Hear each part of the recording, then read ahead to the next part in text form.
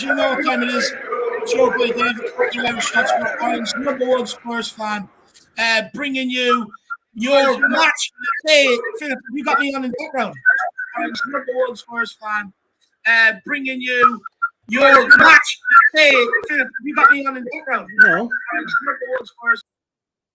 Bringing you. Yeah, I think you have me on in the background somewhere. Hold on, I'll go out and come back in again. Okay. So, yes, guys, you know what time it is. Sorry about that. It's your boy David at the Irish Hotspur bringing you match day live.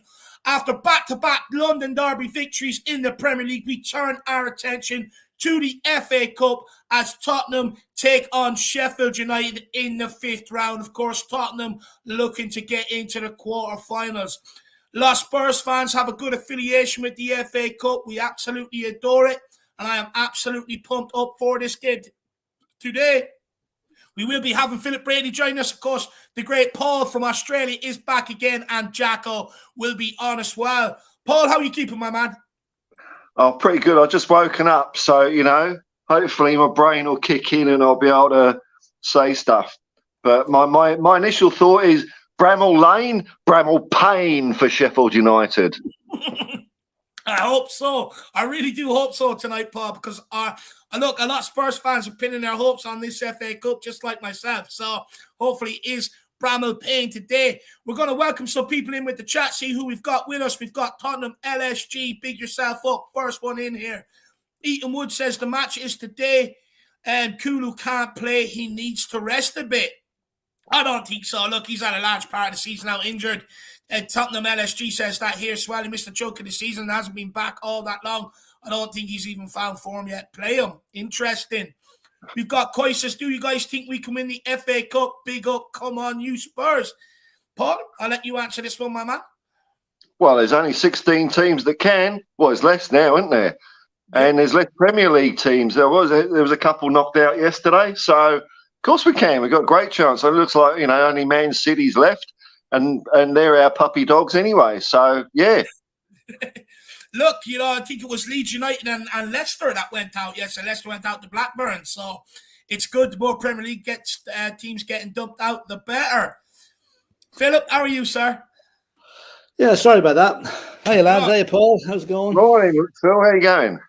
Ah, good. FA Cup day, Philip, you got to be excited.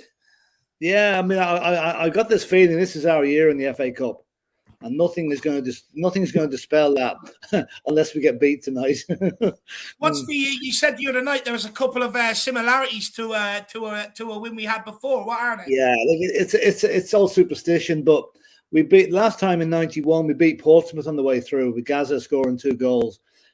Sheffield United, we beat them in the FA Cup final 1901. We were a non-league team. Little things like that, just little moments that other bigger team, not big teams getting knocked out. So we get a good win tonight and get a decent draw in the 6th round. I think there's nothing going to stop us. Nothing's going to stop us. No, now look, we'll probably get Man City away, but we'll have to wait and see. We can't lose, can we? Because from what I'm hearing, every Spurs fan, including myself, is saying, I've got a feeling we're going to do it this year. So, it's the power. Lose, can we? No. Love it. Well, there you are. Kai's big yourself up. We've got Sue Smith. This game is one huge banana skin. Need to play our strongest 11. We'll have plenty of discussion on that. So big up Jerry Jr. as well. Good to see you in the building. He says, come on, you Spurs. Wembley 1, good to see you in the building, sir. This afternoon, boys. First team lineup required tonight. If we can show the same spirit and application that we did on Sunday, then we should be fine. Absolutely love that. Slim Boy Tubbs says, afternoon 1 and all. Come on, you Spurs. Big up the oxymoron, Slim Boy Tubbs. We've got replay 3-2-1 says a must-win game. We have to go there and show everything. Come on, you Spurs. Big up Mark as well. Great to see you in the building. We've also got Mia W. Good to see you in the building as well. Hopefully you're keeping well. We've got the Bolton Duet says, come on, you Spurs. Big up the Bolton Duet. Hopefully you're keeping us well as well, my man. Carol Higgins says we won't give it up. We're going to bring the cup back home to White Hart Lane. Absolutely love that, my man. Love it. Big up, Moondog. Good to see you in the building. Hopefully you and the new grandkid are keeping well, my man. We've got Jason Bell says, I want a strong team today. Let's go after a trophy. Rotate players in the league. We've got Nick Brown. He says, come on, Spurs. Vroom. Love that. We've also got Mark Weatherstone says, when is the next round FA Cup draw? Come on, you Spurs. Philip, do you know this? Yeah, I think it's after the matches tonight. Is it? I believe so. And I'm open to correction on that, but I believe it is, yeah. Oh, interesting. So we'll have to stay on a bit longer tonight for the draw. Eamon Burns says, yes, lads, need to start strong tonight. Hotspur J, good to see you. Come on, you Spurs. Huge game tonight. Big up DJ Samuel. Good afternoon, my man. Foggy Foam says, good afternoon, everyone. Hope all is well. We've got Paul G says, good afternoon, everyone. Come on, you Spurs. Tyler's in the building. Come on, you Spurs. So excited for the FA Cup. Let's destroy Sheffield. Scooter Reacts says, morning, Dave. Big up, Paul. Come on, you Spurs. Big up, Genie D, my man. Hopefully you're keeping well. Moondog says, loved the brief, Paul. I left a comment. Come on, you Spurs. Oh, thanks, man. Yeah, I was here. Just a couple of things I knocked up. Thank you very much, man. Love it. There you are, Moondog. Paul really appreciates it. Big yourself up, brother. We've got Georgie Hill. Big up, lads. Good to see Paul again. Let's get the past the fifth round of the FA Cup and prioritise it.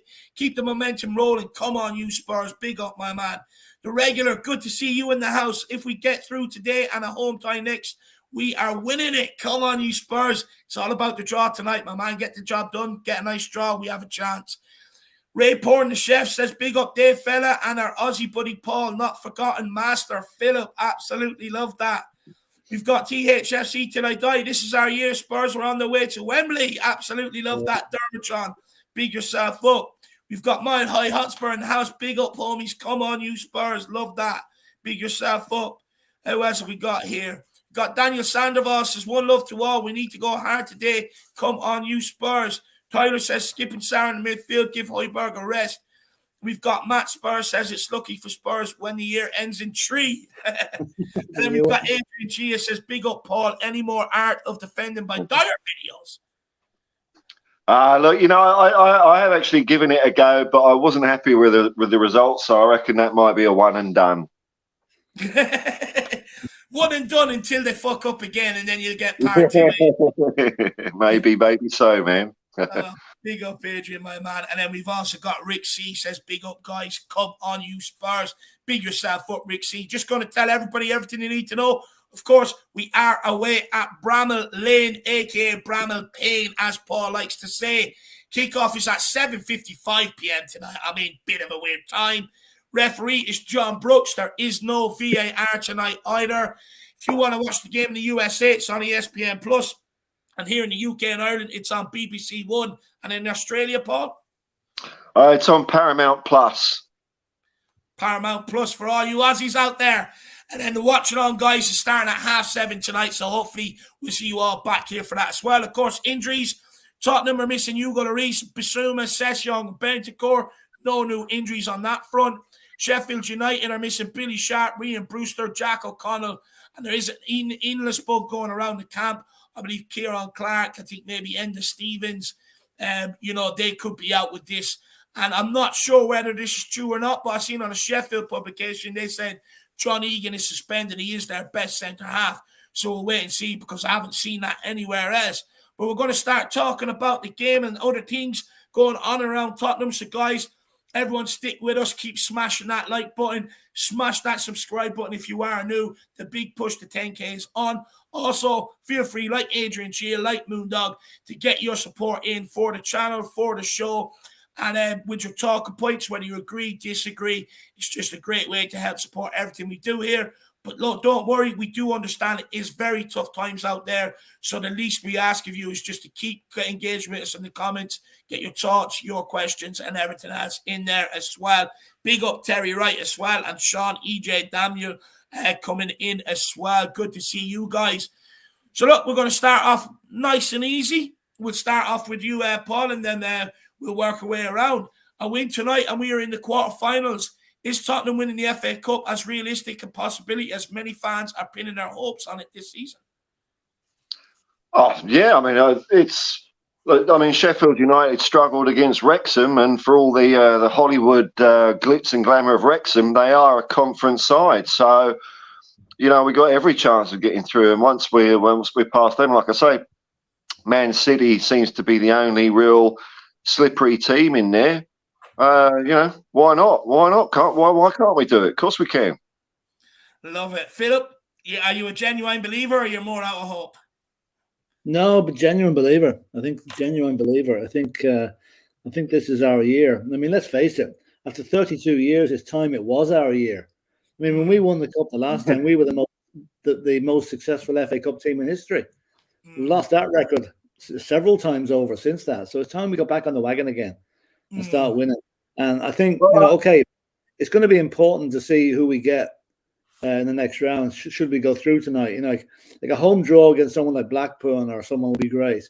We don't. If we get Man City away, then we might start rethinking our positivity. But no, there's no reason to fear anybody left in that cup.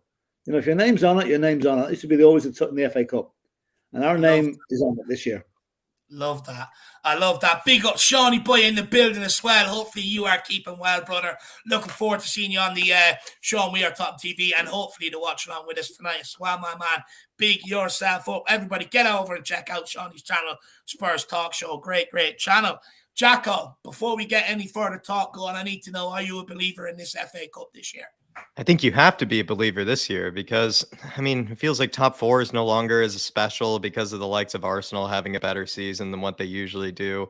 And also, it just feels like we probably might not finish above them. So celebrating that might not be as fun as we usually get to. And so FA Cup is kind of where I'm putting a lot of my hopes, a lot of my dreams, and a lot of sort of my optimism into. And I feel like that's why you kind of just want it as Spurs fans to be kind of your year, whether you really, accept the doubters or accept some of the hate or maybe some of the skepticism or not. You just feel like this is probably the competition where we could be most optimistic. We could be most hopeful. Also, because I think the reason I got most hopeful first, Dave, was because the pathway or the roadway to the final has been kind of made a bit easier than in other years. There have been so many teams knocked out. Blackburn even knocking out Leicester last night really puts some context on our 4-1 defeat there for sure. But yeah, Dave, I think it's only like we'll get into it later. Only so many Premier League teams left and everything. That's what makes me optimistic. And I think it's probably the only competition left this season where I feel like, we can maybe still have, everything to go for. For sure. I feel like last time we won, I was 18. I was barely legal. Look at me now. Come on, Tottenham. Love that. We got Wilson T says, big up chaps, almost time to blunt the blades. Absolutely love that. Big up Anthony Rose as well. Good to see you in the house. And Elias, he's wasting his money on a dire bet. That's not money you're going to see back. He's taking Moondog spot. Foggy Foam has Foggy Foam member for 5 months saying no Sanchez and Tanganga, and we are home and dry. So he doesn't want a particular pairing of center backs today. That's where he's resting his hopes on the FA Cup for, is maybe a certain pairing not showing up today. Big up, Foggy. Appreciate your support as well. 5 months, you absolute legend. Yeah, big up, Foggy, my man. I don't want to see us end. I don't want to see them at the back line at all either, brother. Big yourself up, Foggy Foam. Absolute legend. Really appreciate it, my man. Jacko, Antonio Conte has won the FA Cup before. Do you think he might be taking it more seriously? Knowing what happened last season against Middlesbrough, but also with how few Premier League teams are left in the competition. Actually, I'll go to Philip on this one first, and I'm coming back to you with another question, Jacko. Yeah, I think he will because, Antonio is, I think he's, am I right in saying that Stellini is in charge for tonight and Conte is back for the weekend? Yeah. He will, because, I mean, once you've tasted success in the FA Cup, you want another one. You want another one. And he will have taken his lesson from last year. I mean, the same period last year, we lost to Middlesbrough, 5th round. That was a bit of a disastrous night. And the fact that Jack said, there's so many other teams gone out of the competition. The road is there's not as many minefields on the road as there was start out in the 3rd round. So, yeah, I mean, we've got to get our team right tonight. We've got to make sure that we don't go too weak. There will be changes, I'm sure. But in certain positions, we need to keep the status quo going and give Sheffield United a bit of respect, but not too much. I think that may be our problem in other games. We're giving teams too much respect instead of getting that. We're a better team. We've got better footballers. We've got a better manager. We've got better everything. Go at them from the start, score a couple of early goals, and take it easy after that. Exactly. Go out there and act like you're the better team. You know what I mean? Like the last few years in the fifth round of the FA Cup, we've suffered some dismal exits, I would say, against teams that we shouldn't be. So, tonight there is a potential of us going out because we've gone out in the fifth round so long. So I just hope that the team do go out there with that sort of confidence and act like, they are the better team, Philip. I do think that's important. Mr. Keaveney, just give me 1 minute. I'm going to save this because someone actually sent me a message yesterday at the Bolton Duta, and he sort of brought up something similar to this. And I'm going to hold this back. I'm going to ask Jack a question first, and then I'm going to bring this up, my man. Big yourself up, Jay Keaveney. Jacko, there are 16 teams left in the competition, with 8 being Premier League sides.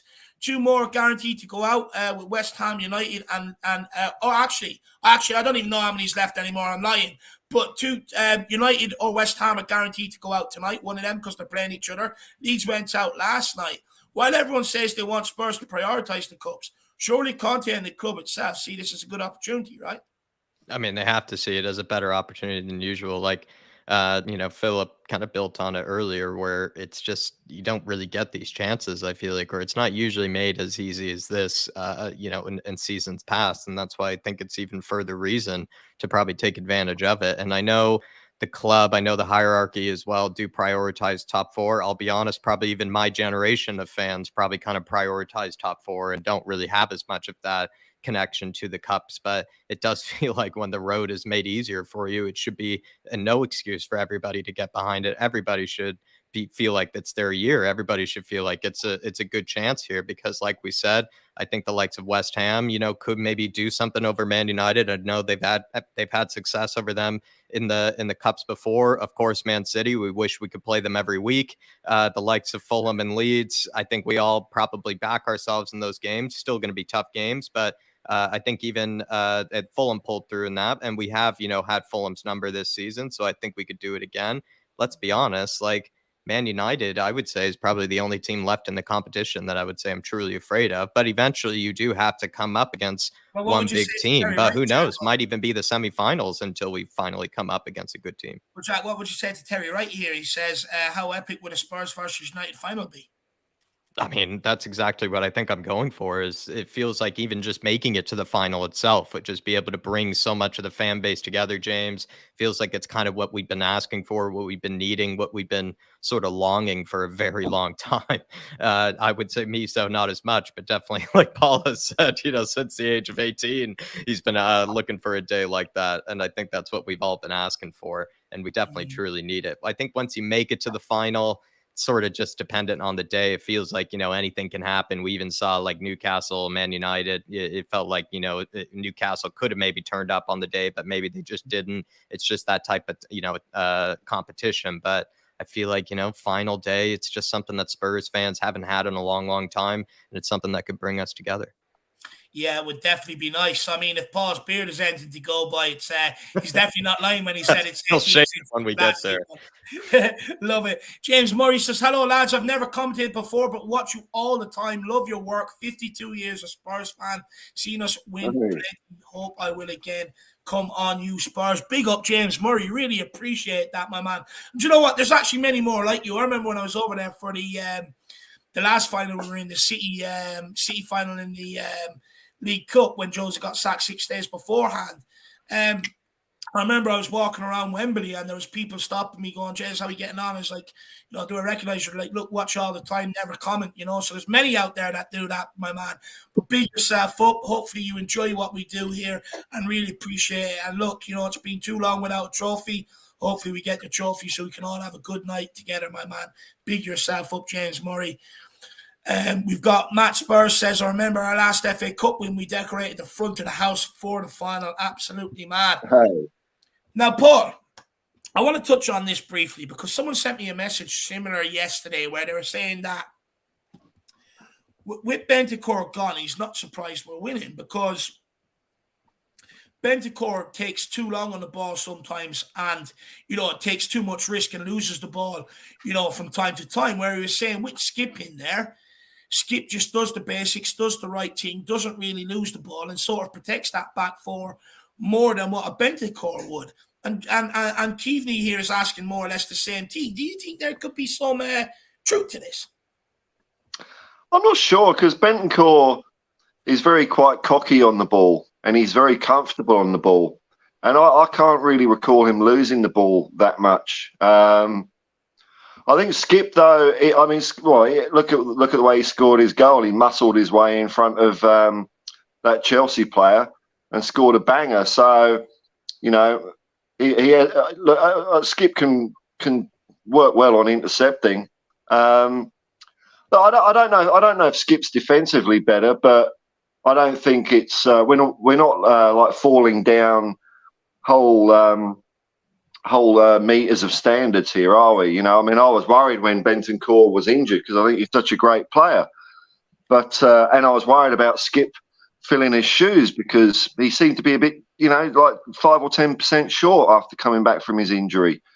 And he seemed to be trying to compensate with that with a bit too much aggression. But I mean, the last couple of games, and last game especially, he's just if you took the top of his skull off and had a look, it'd just be a football underneath, wouldn't there? I think he's fired up, and I think he's really happy to be wearing the lily white shirt. And if he's playing tonight, we might see another hell of a performance from him. Good luck to him. Good luck, go Skip. Love that.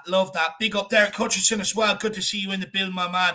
And we've also got Adria One. Hello, everyone. Big up, my man. Good to see you in the building as well. Philip, do you think that there's some truth to that? That maybe the reason why we've seen the 2 clean sheets the last couple of days or last couple of games, and look, we were good out with Milan as well, is the fact that Skip and Højbjerg offer that backline a bit more protection, and they don't lose the ball as often as Bentancur, because Bentancur takes a lot of risks. If you ask me that question after the AC Milan game, I'll give you an answer to it. I think it's too early to answer it, really.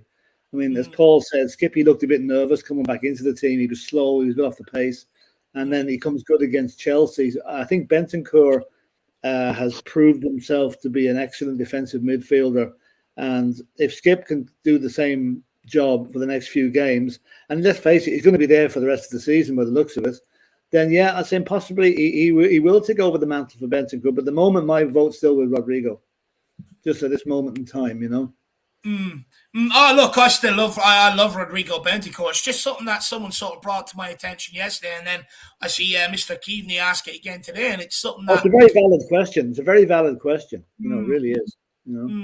Because me, I kind of texted Bolton Duke back yesterday. I was like, look, for me, I think it's because of the upsurgence in Emerson defensively and going forward, and then Ben Davies, the other side, giving our backline a bit more protection. But Jack, I mean, where are you at? Because the Bolton Duke is saying to me, it's not Ben Davies, like you like to profess. It's actually the fact that Skip and Højbjerg protect the defense more.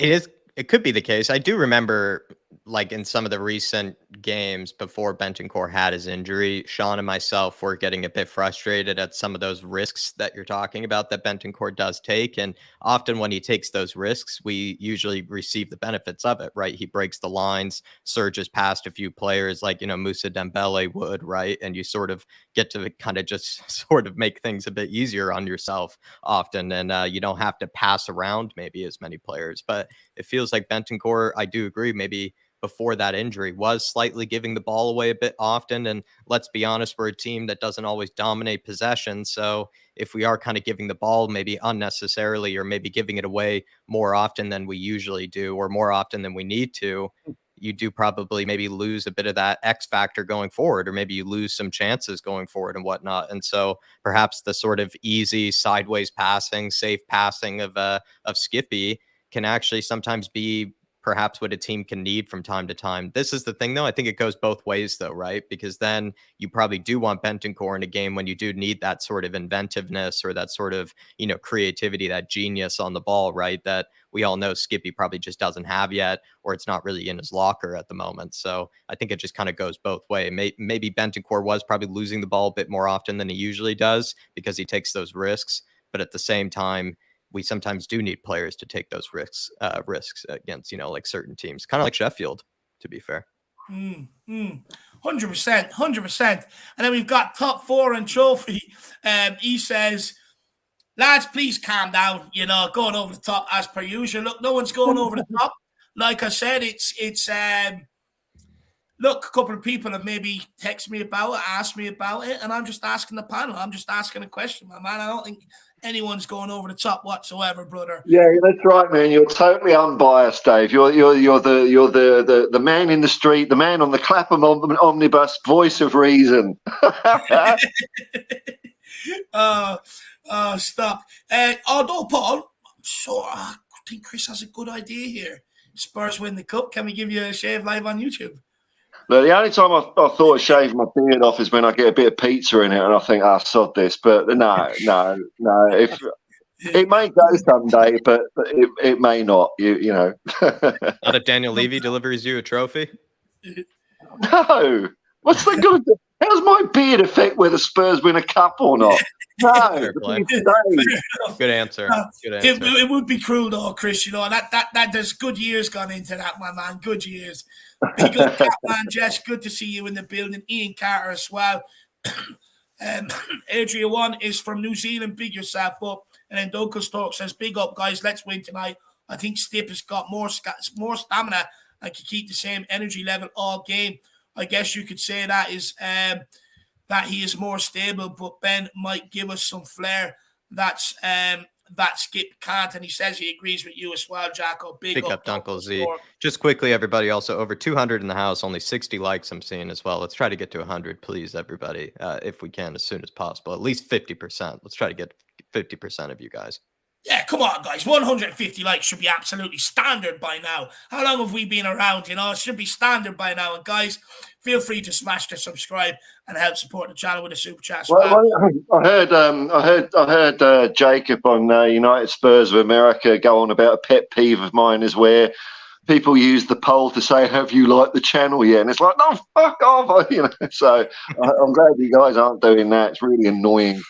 We actually kind of maybe more need an apology from the phone companies because Dave is, asking people to headbutt it. He's asking people to kick, the like button and things like that. So it's more that kind of thing that. Look, at the end of the day, every channel that's on YouTube, it doesn't matter what they're doing. They need people to hit the like buttons because it helps out with the algorithm and stuff like that. It is needed. It is needed. But I understand you, Paul. I do understand you, my man. So Paul, coming to the Twitter. Sheffield United are currently flying high in the Championship, and a Premier League return could be on the cards for them as they sit second in the table. I believe they're 7 points ahead of the team in third. Tottenham lost last year at the same stage to Middlesbrough. Are you afraid of a giant killing tonight in the FA Cup? Could we be the one that goes out, or did Blackburn do us the favour last night? Yeah, was that me, was it? Yeah. No, what's there to be frightened of? I mean, what haven't we seen teams like bloody Norwich do well to get promoted, and Watford? Scary. Like the Championship is this, hive of Barcelonas and Real Madrids. No, it's Bournemouth and Norwich and Watford and Sheffield United. I'm not saying they're not decent. I don't think there's no reason to be frightened of them. I mean, yeah, you got to give them respect and assume it's not going to be a walkover, but. The difference in quality should be night and day. It should be startling. It should be 3 or 4-0. There's nothing to be scared of. You can't go in being scared of a team like that. There's no way. And yeah, we have lost in this round in a lot of recent years, but history is no indication of future performance. Let's go and smash them, Dan. Love that. I don't know too much about Sheffield, but I would say is that I did hear from The Guardian on some sort of podcast on the Football Weekly podcast of theirs. They did do kind of a Championship League One sort of kind of section. And they did say that if one Sheffield get promoted, I believe some sort of expert on the Championship said he'd be quite worried for them just going straight back down in the Premier League. So they're maybe less strong of a second place side than maybe most second place sides. And also it's been very tight this season anyways, in the Championship. It's been a bit more kind of level, I think, amongst all the sides. And they do have a lot of injuries. They've been there before, though. So it's an old historic stadium as well, though. Of course, they have a lot of history, Sheffield United. plenty to go into it. But if you did want to know, I do believe they're kind of maybe not as good of a second place side as you might anticipate. And also, right, they struggled a bit against Wrexham. Yeah. Yeah, non-league outfit, and like Sheffield, even when they're at their best, I suppose maybe under Dave Bassett, they were always a bit of a yo-yo team. And I've got a lot of affection for Sheffield United. I lived in Sheffield for a couple of years when I was supposed to be at uni. So, I do like the team, but when the whistle goes, I hope we smash them. Yeah. Same here. But Philip, where are you at? Do you think the two boys are maybe being a bit overconfident tonight, considering we did go out to Middlesbrough last year? No one's seen that coming. I think part of the pre-match build-up to tonight on the playing up or wherever, show the Middlesbrough game to the team.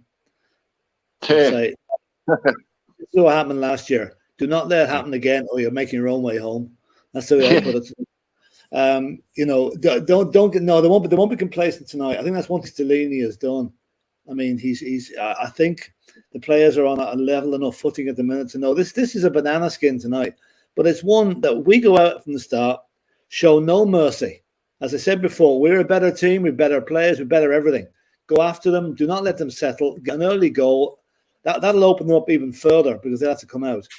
So, let's do what we did against Preston, only more so. Like against Preston barely got a kick in the whole game, but we still only beat them 3-0. I'd like to see a statement made tonight. When Spurs are 3-0 up, go for the next one. I'm going to go 4-0 up, go for the next one. And that will just, instill confidence in the team. And it'll also make the other team sit up and take notice that we don't want to get drawn Tottenham in the next round. So there's no way we should be losing. There's no way we should be losing. Well, one thing is, are they clear in second place by quite a bit, or 7 points? I think. How many? 7.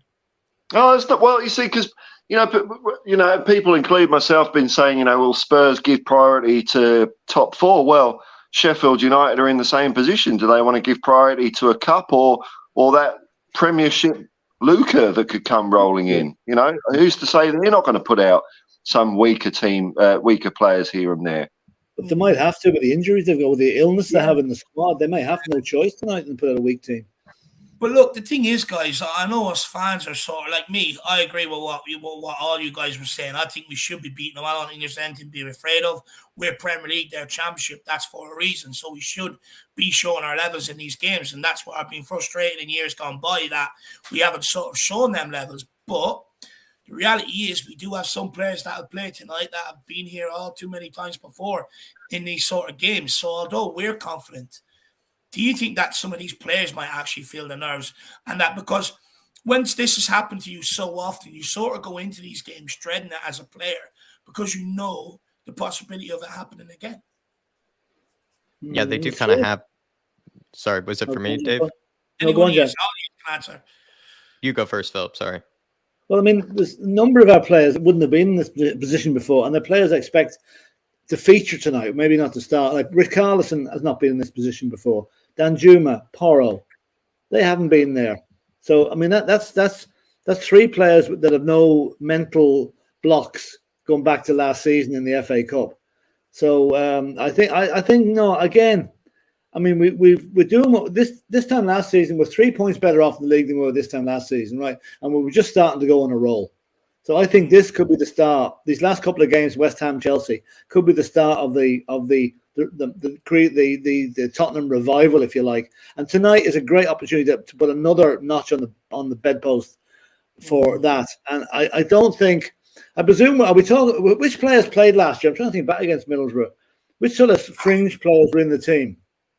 I think Dyer played. I'd say Davies was out there. Probably Sanchez at some point. Okay, well, Dyer and Davis, with all fairness to them, have played well in the last few games. And I think Dyer will start tonight for the simple reason he can't play against AC Milan, so he doesn't need to be rested that much. So Harry Kane also played against Middlesbrough last year. Right. I think Harry will be on the bench tonight too. But no, I don't think so. I think we've enough strong characters in that squad. And if Romero plays, God help the centre, the Sheffield United attack, if he gets his teeth into them like he has been playing lately. Yeah. So, Jack, you wanted to come in as well, my man? No, I kind of feel like, Dave, for this game, it's just in particular, I don't know. I feel like your quality eventually does just come through against these sort of teams. That's really all I just wanted to say. I kind of like Tottenham LSG's sort of comment for like Bristol City, right? They absolutely outplayed Man City for like a huge portion of the game, but then eventually just sort of kind of maybe the quality comes through, and that might be via Harry Kane or whatever it may be. But I also do hope, though, that like Philip had said, that maybe they are shown that Middlesbrough game from last season, or they are just sort of reminded that these are games where we have been, kind of very sort of kind of caught off guard. These have been banana, kind of peel sort of like games in the past. So I do hope they're reminded of that in some sort of manner. But if they end up taking that the wrong way, where then they go into it even more nervous than usual, I don't know. It's hard to know, Dave, because a lot of these players are still here that have been on the back end of these performances. Avennis, Mura, Middlesbrough, Colchester, the list goes on. So I don't want to really make your brain hurt. So I think a lot of them are still here, unfortunately. So we'll see how they respond. Norwich as well. I don't want to hear any more talk of this fear. What's to be frightened of? It's not like you get on the pitch and they've got like trebuchets and blunderbusses, or they're going to start reading you spooky stories or something. It's 11 men. And, sure, they might kick you in the shin, but we'll send out Romero and he'll sort them out, I don't want fear. Come on. Look, Paul, all we do is ask the questions, my man. That's what brings us together. That's all we do, my man. We ask the questions. Man. Look, what I will say is I've been in dressing rooms where, sometimes you lose games you shouldn't. And when them games come around every year, you're more nervous than them than you are against other teams, because you know what's happened in the past. And it is a genuine, I think, concern or genuine talking point, because, like I said, I think it's been 4 years since we progressed past the 5th round of the FA Cup. We've gone out to teams where we shouldn't. I mean, I remember us going out to Norwich under Jose as well, which should never have really happened. So genuine questions, Paul. Genuine questions. There's one thing, though. There's one thing, just to get in there. We've already had the last round against Preston away. That was a banana skin. We got over that one. So they've got that monkey off the back. You think about it. Pretty easy as well. Same fear. Yeah. Well, look, it's one of them questions, a bit like the Kane one last week, where, Kane went out and scored and then Paul could slate me after. So hopefully it's the same again. I want to say hi to a few people sneaking in here. We've got Robert Harvison, good to see you, brother. We've also got Daniela Zito, great to see you. Steve D as well. He says, different spin on the F1 situation. Many wealthy Middle East countries are mad for F1. It might well increase the chance of big money sale. Look, John the Jaffe owns McLaren F1 team.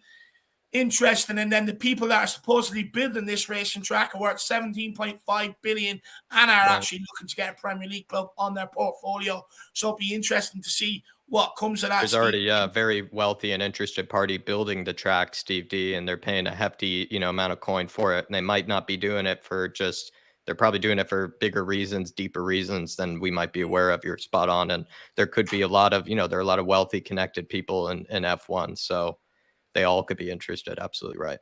Spot on. The Bolton Duke says, would you be content with a 1-0 victory as a fan, or would you express dissatisfaction today that we didn't witness Julia Roberts football? Look, you want me, or saying we didn't witness Julia Roberts football, you want me to be brutally honest?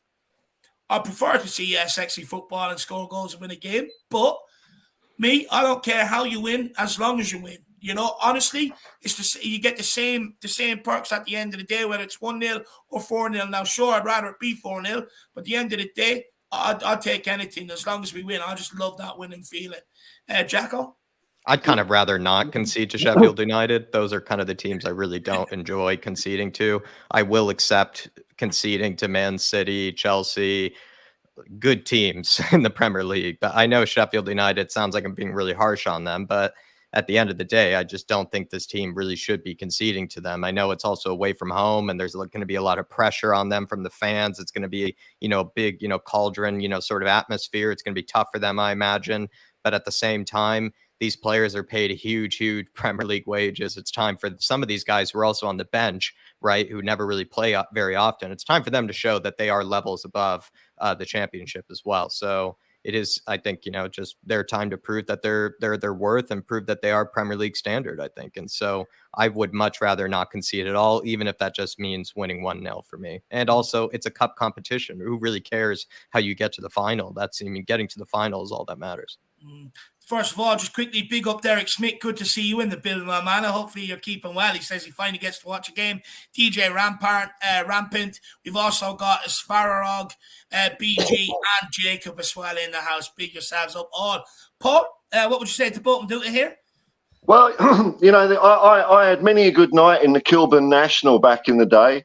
And, when it's like injury time, 2 a.m. when George Michael Careless Whisper comes on, you just go for anything, man. Because as a wise friend of mine says, the route you say no to is the route you'll never have. So I don't care.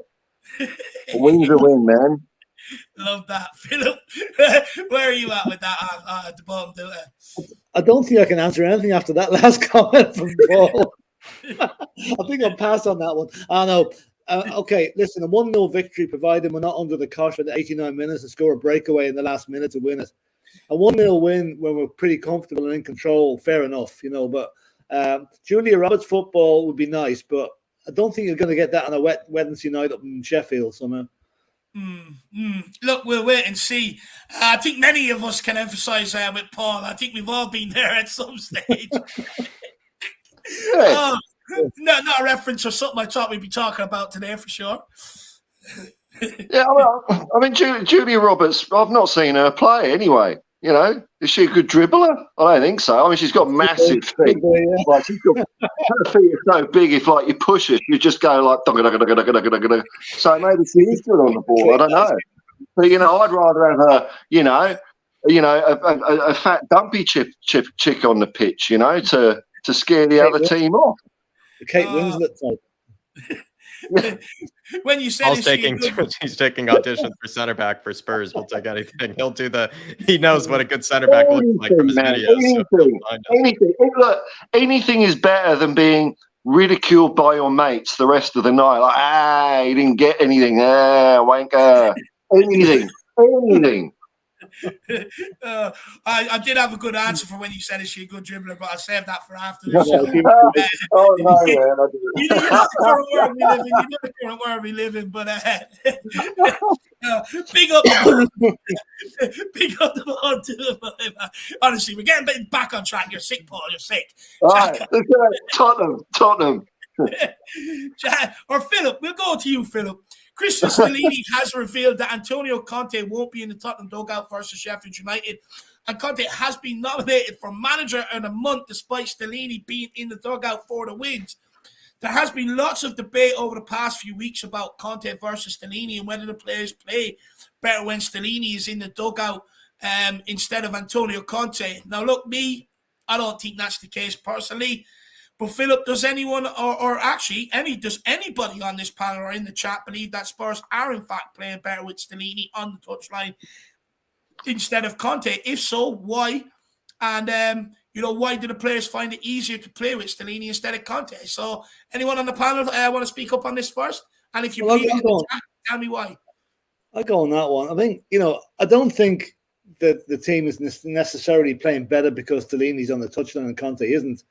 Because it's still Conte's tactics that have been put out there. But one thing that might be the pressure is off the players a little bit. And you see the way Antonio runs up and down like shouting and roaring at them. Like, I certainly wouldn't like to be playing on the left-hand side of the pitch if that's what the dugout is, with him bellowing in my ear every 5 minutes if I do something wrong. So that can affect players. Stellini's probably more calm about it, but as to the thing about it's gas, Conte nominated for Manager of the Month and he wasn't even here. It's got to be a new one, But he's there, he's pulling the strings definitely. But I think that the squad was just getting things together, apart from the Leicester game, obviously. And it just is coincidental, really, that Stellini is there and Conte isn't. Mind you, if we win tonight and Conte comes back on Saturday and we lose, the whole debate will be opened up again. Yeah. Paul, you're shaking your head here. I think people are getting very confused between correlation and causation. And, who was on the sideline in our run to the top four last year? It was Conte. So I'm not saying Stellini hasn't done a great job. I think he has. I like the cut of his jib. But to say that somehow, Conte barking at players or being he's being passionate on the sidelines. If players are being affected, because they're scared of the big man shouting at them, then they can get out of the club. Basically, they've got to be men about this.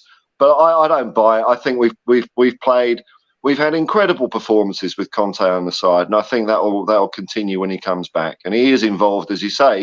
He's probably, there's probably a big screen. There's probably, when they're on the training pitch, there's someone running around with a big monitor of Conte's face on it. He's not going to have completely relinquished control. So no, I don't pay any credence to that at all. Ryan Mason running up and down the touchline with an iPad. Wouldn't surprise me with some of these officials these days, Jack. Don't get me started on them, my man. But where are you at with it, Jacko? I feel like it's nice to give Stellini praise. It's nice to give him his credit. He clearly is not an idiot, and he clearly, isn't messing anything up or not in following the instructions of Antonio Conte.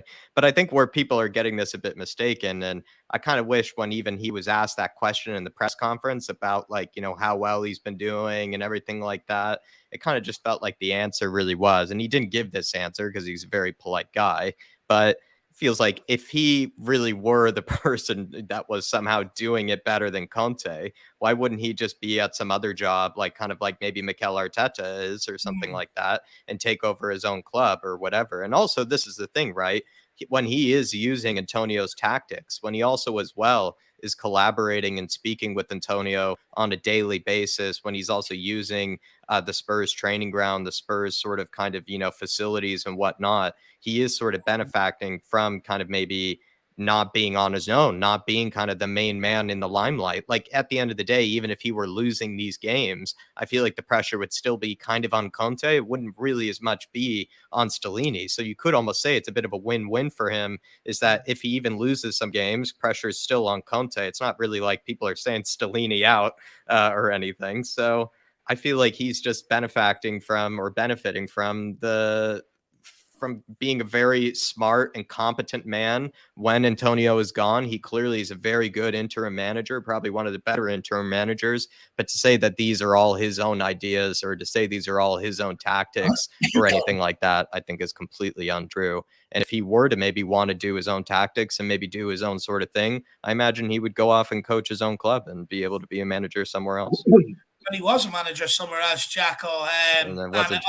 This is true because I've researched it myself, but he says he was sacked after 16 games as Alessandria, only winning 3 games, and then Antonio Conte picked him up, I believe, in 2019.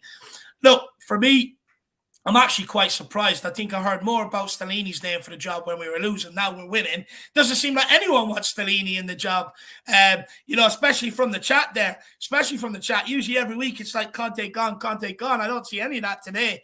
Stellini had a question in the conference saying, given that Spurs are playing so well, does it make you want to go off and manage yourself? And I can't exactly remember his answer, but the whole vibe of the guy was, no, I'm quite happy being a number 2 here. There was not even a hint in what he was saying that, no, I want the top job or anything like that. He was fully backing Conte all the way. Good. Look, Stellini's like that, Stellini's very, very loyal to Conte. The bottom dude has been telling me that for quite some time as well, that there's not a chance Stellini would take the job from underneath Conte's nose. Big up Tin Man 007. Big up, guys, on the way to Sheffield. Hopefully this will be a big performance. Massive opportunity for this cup. Come on, you Spurs. Tin Man 007. I think the We Are Tottenham TV boys are on their way as well. So hopefully you get to meet them up there. Hopefully you have a good evening. Hopefully we get the win for you. If you're still listening, brother, let me know if you're going to the AC Milan game. I'd love to meet up with you. Let me buy you a pint or something. If you're around and if you're going to the game. So please put in the chat and let us know, my man. Big yourself up. Come on, you Spurs. Let's get the win, brother. Big up, Tim, man. Bring that energy, brother. Really, honestly, legendary. Big yourself up. Yeah, absolute legendary. Paul, we'll go to you with this one. Sheffield United's game plan will be about keeping in the game as long as possible. How important is it that we look to go at them early tonight and get that early goal? Because for me, especially these championship teams and lower league teams, the longer they're in the game, the more they grow with confidence and the more the crowd will get behind them. I've seen so many times in these competitions that they're in the game with 10 minutes to go. They start sending long balls forward, start sending bodies forward, and they usually get a goal. Yeah, well, it's the old thing about football. If you get an early goal, then they have to chase it, don't they? And they probably will be a brick wall, and they probably will have a hell of a lot of support. I saw Spurs play. I think it's 1990. I saw Spurs play Sheffield United at Bramall Lane, and we dominated them. So I don't know. Yeah, I mean, who knows, man? Who knows? All I can remember from that night actually is I did take a girl with me, and it was Beatty nil that night. So I hope Spurs do better. That's all. Look, it's an early goal, man. An early goal. We don't want to give them a sniff of hope, do we? We want to demoralise them. I mean, it's horrible to say, but we actually want to demoralise them from the get-go and put them in their place.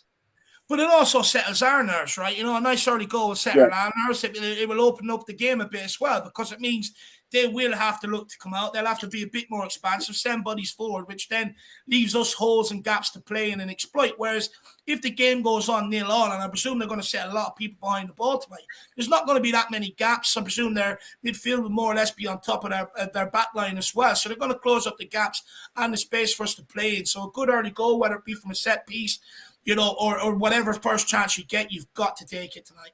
Yeah, and I also feel like these teams, Dave, they have a huge surge in the beginning of the game where they will have a lot of energy behind them, be from the crowd. The moment from kickoff, first 10 minutes, they'll be all over us, I imagine. It'll be a little feisty, kind of a bit sort of physical. But then it does start to probably play out where Spurs do end up maybe having a bit more of the ball and start to maybe create some chances. And that is kind of maybe when we take advantage of maybe some, chances or whatever may come, our way. But it does feel like the more that the game stays 0-0 or the more that the game stays level, I feel like the crowd gets more into it. And when the crowd gets more into it, the greater the chances that Sheffield probably creates something out of nothing or end up, maybe taking some chance and end up having the confidence to be able to go and take the game. So it feels like I agree with you, Dave. It's important to get probably a first half goal. I don't really feel like I'd be comfortable if we ended up being, into the second half, maybe goalless. Absolutely. Even though we are second half FC, I'd just be a little comfortable because then, Bramall Lane, like you said, would get a lot of confidence then, and that's not good. I mean, you've got to think, as the longer the game goes on, I mean, surely we've got to be fitter than these guys. I mean, we're one of the fittest teams in the Premier League, let alone the rest of the leagues. I think we've shown that in our recent games as well. The speed and effectiveness we can show, especially in the second half. I don't think it's just that we are second half FC. I think that our stamina is something that really does show other teams up. Yeah. So I don't think Sheffield United were running up and down, vomiting in South Korea. I think they might have been vomiting because there's a thing in Sheffield there's this one of these mystery meats called potted dog. So, and no one knows quite what it is. So, no, I think our class and stamina should really come to the fore tonight. Look, I would like to think so. I would like to hope so. But Philip, how do we avoid, being sucked into Sheffield United's game plan? Because you'd like to think that they're sort of passing. It's going to be a bit slow the tempo of the game down. Look to keep the bodies behind the ball, but look to progress it. And then hopefully get the numbers forward behind that. So Sheffield United will play with a back five, a bit like what we will do, and will likely put every man behind the ball to frustrate Spurs, and have often fallen into that trap of passing side to side to side to side and backwards against teams like this. How do we avoid falling into that sleepy, slow passing style? Because surely that type of play would suit Sheffield United. We look at the first minutes of the second half against Chelsea, where we came out of the blocks and got at them straight away and hit them straight away. We can do that again. Don't be, as you rightly say, no tipping the ball around 15 passes at the back to bring it forward. Get the kick off, get the ball straight up at their end and put them under pressure from the very start. And we haven't done that enough this season. We've done it in the second half, but not in the first half. So I think, if we can reverse this roles tonight, get the second half scenario going in the first half, and have the team talk, have the halftime team talk before he goes out for the first half. If you know where I'm coming from, rather than sitting back and waiting until halftime to change the tactics. Get at them from the start. Impose our superiority on them, and hopefully we score early and can relax a little bit more. Yeah, for me, I think, Jack, I don't know about you, but I'd like to see Tottenham sort of press them for the first 10, 15 minutes and see if you get any joy, rather than sit back, let them pass the ball, and then look to take it off them once they give it back to you. Yeah, fair point with that. Like Sheffield United, you don't really want them to feel like they can get comfortable on the ball. You probably do want to force them to go long and just kind of give the ball up to us. And it does probably then take away a bit of their confidence, right? If you kind of go after them a little bit, not thinking as well that you're going to sleepwalk into this. Because that's where, again, I think these sort of teams get confidence is if they sort of see that maybe the opposition does look like they're a little bit tired, maybe a bit lazy in the game, kind of thinking like they can just sort of sleepwalk into a 2-0, like Philip said, with the sort of side-to-side passing and whatnot. I feel like that's when teams like Sheffield and plenty of teams beneath us will be able to get more confidence and will probably cause us more trouble. Whereas, like you said, if we kind of bring some early energy, some early sort of kind of intensity into the game, we could intimidate them. And as well as we probably might just find ourselves with getting maybe some earlier chances and with maybe some better players up front, like the likes of Sonny, Danjuma, Richarlison. If we do get some early chances, I reckon they will put it away. And like we discussed earlier, maybe if we do kind of get the ball off them high up the pitch and we put away like a goal, we could end up beating in kind of a comfortable position where the opposition maybe doesn't have as much of a hope in the game. So I'm agreeing with you, Dave. I think we probably do kind of have to go after them, at least for probably the first half. Just don't sleepwalk. Don't be lazy in the first half. Don't let them think that, it's kind of level or it's going to be an even game. 100%. 100%. Well, look, lads, we're going to move on and maybe talk a little bit about the starting lineup and stuff like that. So Stellini said in his press conference, we would pick the right team to play a great match, and we can also win by making some changes. We completely trust all the players we have so we can make changes. Now, look, start with you first, Philip, on this. Obviously, this means we'll probably see some changes tonight, right? Despite many people actually not wanting any and wanting Tottenham to go full strength. Yeah, we have to make some changes. I mean, I think we made 7 changes against Preston. No, I think it was 7. Okay, mightn't go quite that far tonight, but I think whatever changes we make, I think the players that are left out, we can't leave them at home to watch the telly. Bring them out and load the bench just in case. Like we want, have a very strong bench just in case things don't go the way we want, and we do need to chase the game in the later fact. I think Kane will probably get a night off, although he'll probably be on the bench. I mean, I'd like to see Richarlison playing his Brazilian role tonight, playing up front through the centre. He's never really had a chance to do that at Tottenham, and I think that could be the making of him. All that guy needs is a goal, because his work rate against Chelsea was phenomenal. Really, he really was busted a gut for the team. And to see his disappointment when he was taken off at the end I love that, because that shows he's passionate. He wants to do well, and he's trying so hard. And he knows he wants goals, right? He knows he needs goals. That's part of where the frustration comes from. That's it. Yeah. I mean, forwards get frustrated when they can't score, or they don't score. As regarding we know probably Fraser Forster's going to be in goal. That's fair enough. Be a couple of changes in the back line, I think. I think Romero will probably get a night off. Midfield's interesting. I see people saying want to rest Højbjerg and put in Sarr and Skip. I'd like to see Højbjerg and Sarr tonight, just to see how they get on with each other. Just as a change around, give them an option to see how they get on. And then I'd like to on that in a little while, because I'm a bit different. I want to see Højbjerg rested. I'll tell people why, but we'll have a debate on that. But I'd say we'll make about 4 or 5 changes tonight. But put the 4 or 5 that go out straight on the bench, just in case we need them. 100%. 100%. Look, me personally, I do want to see changes tonight. But also, just off the back of Stellini's words, I mean, Paul, we'll go to you then. We'll let Jacko in as well on this one. And Philip, if you want to come in as well. But Paul, he says, we can trust all players, but we know from experience that's not the case. Who are the players that you don't trust on nights like these? Well, any defender apart from Romero, really. I think Højbjerg probably has to be in there because, I'm probably stereotyping a championship side, but I could imagine that they're not going to be playing tiki-taka sort of football. They're going to be hoofing the ball up the pitch. And one thing I found interesting from the World Cup was this clash of styles between the passing out from the back teams and more of the old-fashioned English style where the keeper would boot the ball up the pitch. So, you know, we've got to really be winning those second balls in those areas of the pitch where Sheffield United probably overload, waiting for the long kick. And if we don't do well on that, then we could be in trouble. So, you know, maybe we will pick a team based not just on resting players, but who are the best players at winning the second ball.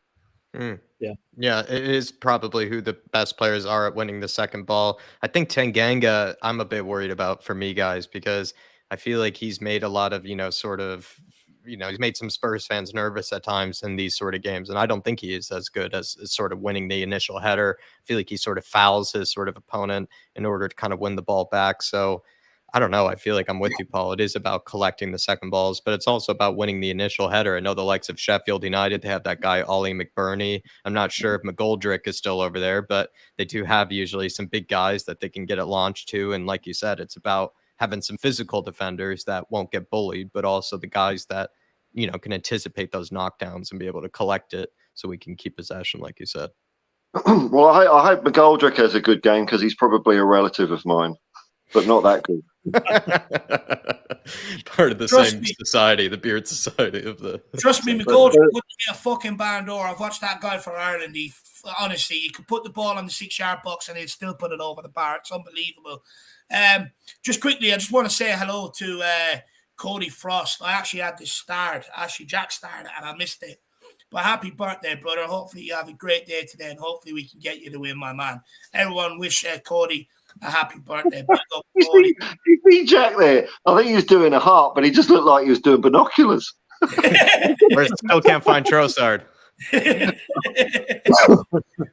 Jack's practicing for Grand Prix Tottenham. So he's watching it from the skywalk. That's what he's doing. But look, as for players that I don't think we can trust, I said this all week, I don't think you can make changes across that back line if you want me to be brutally honest. I think midfield and forward line, I have confidence in the players coming in, but the back line I don't. I've just been hurt too many times by them. Him and Sanchez Tanganga, both capable of slipping and offering up opportunities, both capable of misguiding the ball over the top. With Sheffield United, they're big guys. They will look to place a long ball. And for me, I don't think it's a game that suits either of these guys. I'd rather us keep the back three we have out at the minute that are keeping clean sheets and persist with them because we do need to get some stability across that back line. And the likes of Sanchez and Tanganga coming in, I just don't want to see them, guys. No. Is that harsh for me? Yeah, you're probably right. You're probably right on that. I mean, I'm only thinking of the other games coming up to give the guys a bit of a rest. But I mean, as you say, this could be a banana skin. So, but okay, assuming that we keep Dyer, Romero, and Davies as the back, or not Davies, Longley as the back three. Do you alternate the wing backs? Do you bring in Porro for Royale and do you bring in Perisic for Davis? Yeah, I would alternate the ring backs. I think Pedro Porro should come in. I think Emerson deserves a rest. I'm not worried about resting him because he's in confidence at the minute. And I think you've got to try and keep Perisic involved. And I think, look, you've got Wolves coming up at the weekend. They've got some pacey players out wide. Ben Davies is going to have a lot on his hands. So for me, I would give someone like Perisic a go tonight because you don't want to isolate Porro or Perisic too early either. Like, Porro's only arrived. Perisic's first season. And I do think we should look to get them involved. They're players that are sort of new to the club, haven't really let me down in games like this before, whereas the likes of a Sanchez and a Tanganga just simply have. So I do think you could rotate the wing backs. I would push back against you, Dave, on the fact that we do need to give them rest at some stage. And unless I'm mistaken, I do believe for the next few weeks, we're going to be kind of playing, every 3 or 4 days or something like that. So it's going to be unrealistic for us to persist with the same backline for the next 2 or 3 or 4 games, whatever it might be. Because we have Wolves next after this in only 3 or 4 days time. Then it's a Champions League game right afterwards. Then it's the likes of Forest as well. That's only shortly after that Champions League game. So at some stage, you do need to make rotation. At some stage, you do need to give people a rest.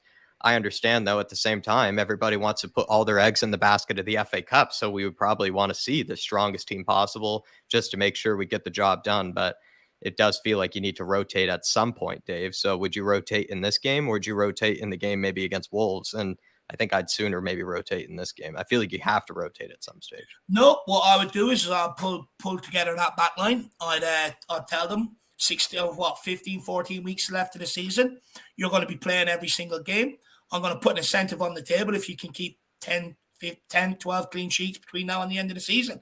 And just simply because we can sit here and call for rotation across the back line, but we know the results of it. Why would we keep trying something that has let us down a lot of times previously? Me personally, I just don't want to see the rotation across that back three. I get you. I take your point, Jack. It is a lot to ask of these guys to be rolled out every 4 days for a game. But at the end of the day, that's why we paid them the big bucks. It's the business end of the season. And me personally, I would hope they have the desire to play every single game at the business end of the season. Yeah, I could see that incentive maybe working out. We all know that in the modern game, you do need to sort of kind of warm up to the players in a way, not like kind of before. It is kind of, you have to play these sort of kind of games, these charisma games or whatever you might call it. So I'm with you, Dave, that probably if you were to persist with the same backline and without them faltering, without them waning, without them tiring out, that might be a good way to go about it. Saying that, there is a potential 5 minutes into the watch along, I could be screaming for changes. But also we have Romero. I'm also thinking Romero injury troubles. I think Romero does benefit from maybe getting a week off or something like that, right? He gets he's had injury troubles in the past too, so that's what I'm also thinking about. Maybe more Romero. Look, like I said, 5 minutes into the watch along, Dyer could be pissing me off, Langley could be pissing me off, and I'd be screaming from the rooftops to get them off the field. But the Outlaw says, I'd be resting the spine of our team tonight. Romero, Højbjerg, Dyer, and Kane and Son.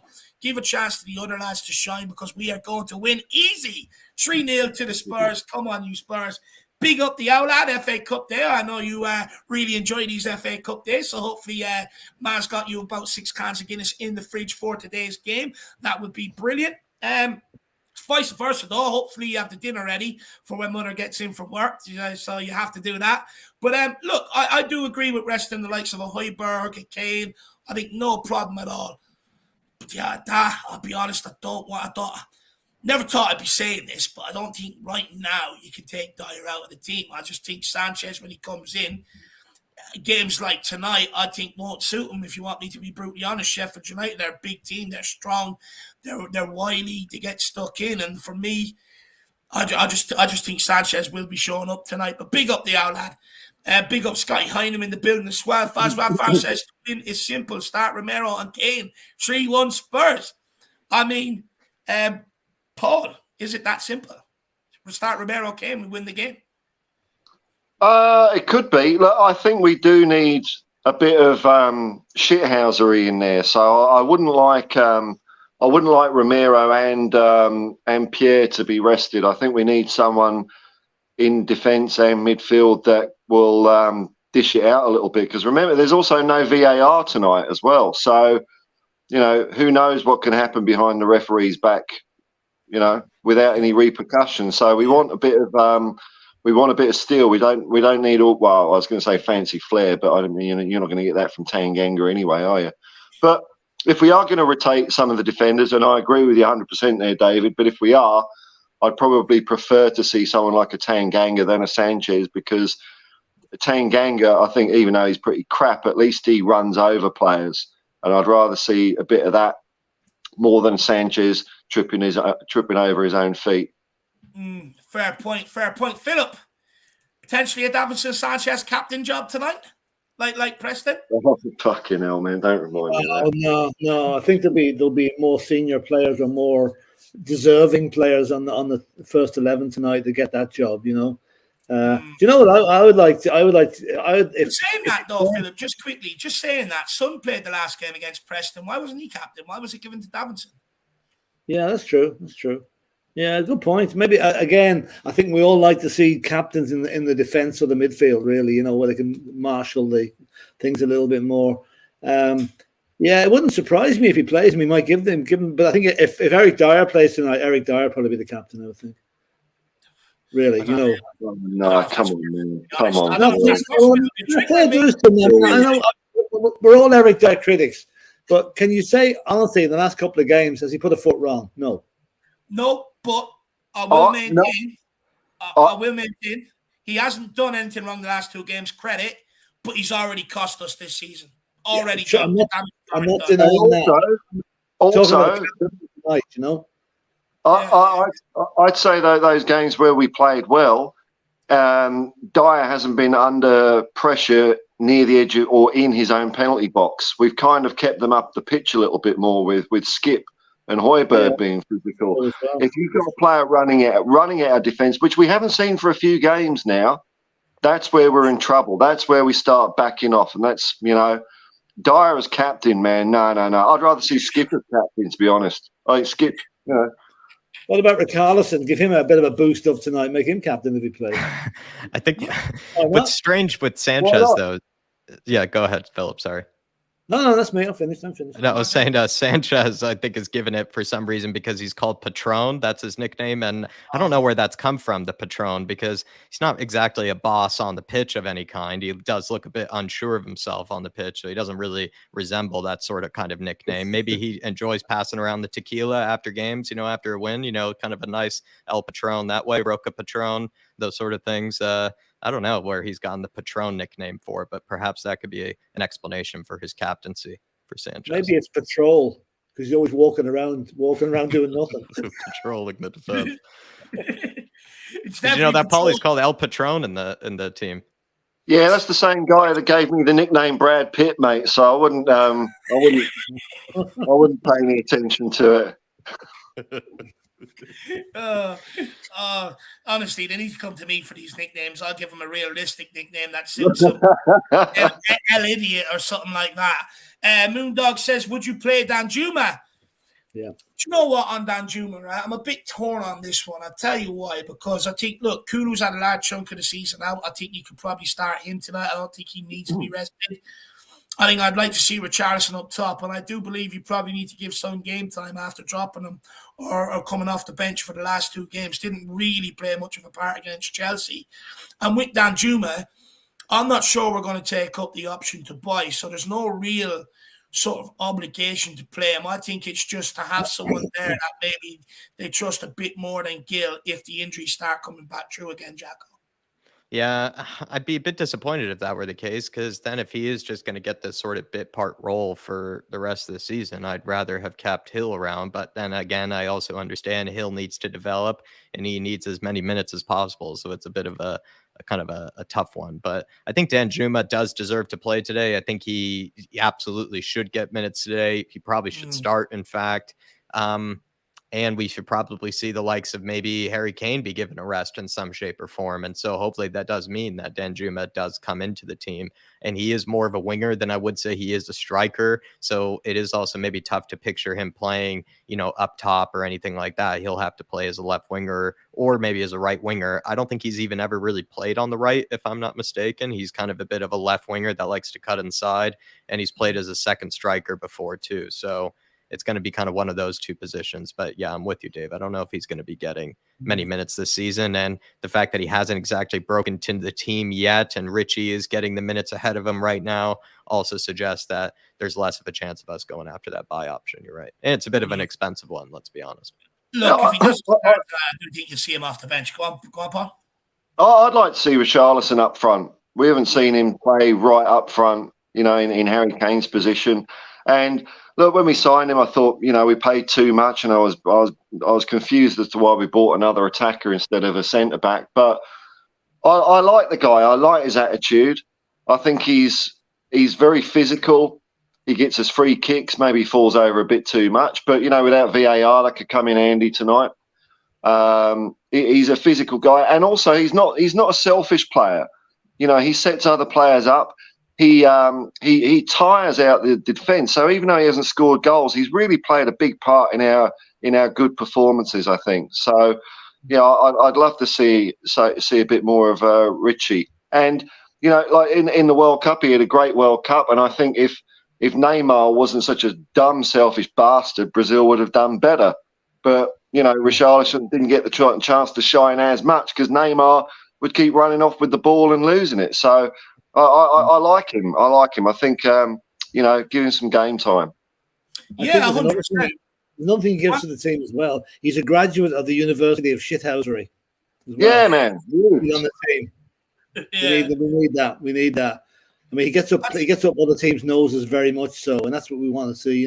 He did it against Chelsea there. See the way he stood up to your man that fouled him in that red card incident. I'll say he was just minutes away from nutting him. Yeah, spot on, absolutely spot on. Plus, he defends from the front.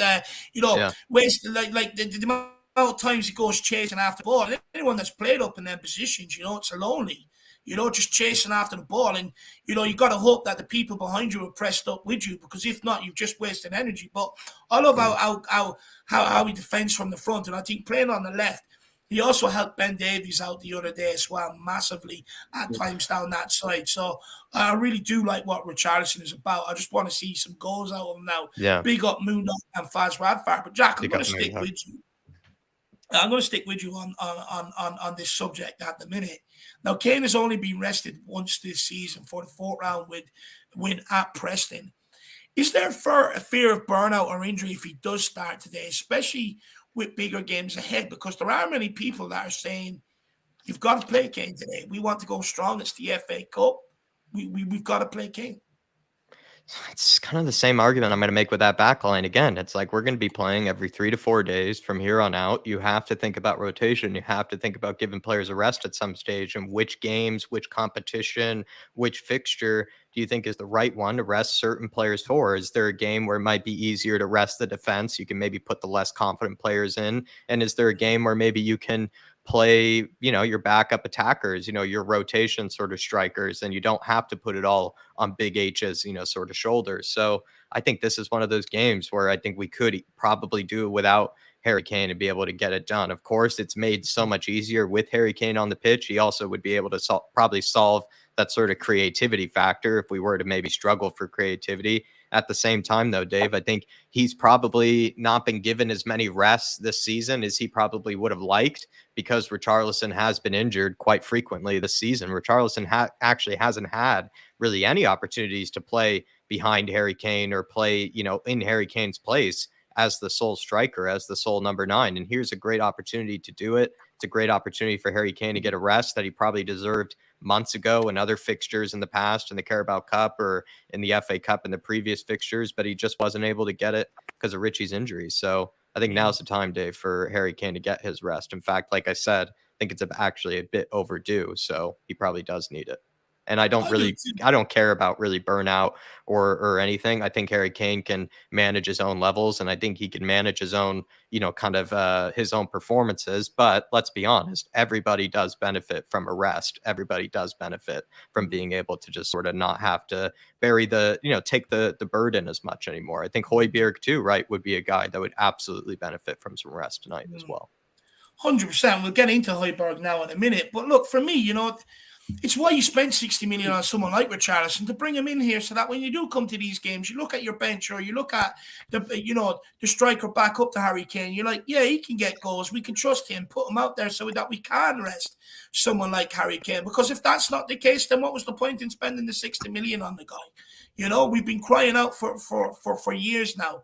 And for me, he's Brazil's starting striker as well. If you can't trust Brazil's starting striker to go and get the job done tonight, you're never going to be able to trust the guy. So for me, I think he's got to play. Like Jack, he's anytime he has had the opportunity, or we've had the opportunity to do it, he's been injured. But he's not tonight. And I think we should do it. I think we should have faith in the guy. I'm not saying leave Harry Kane at home. I would bring him on the bench just in case needs must, because what I will say, boys, is Richarlison is more of a finisher. You've got to sort of put the ball on the plate for him more than he is a creator. So I do think, I do have that question then next, guys. If you do rest Kane, you do play Richarlison. Where's that creativity coming from? Even in our best 11, we look for Kane to be that creative player. Might have to come from wide areas.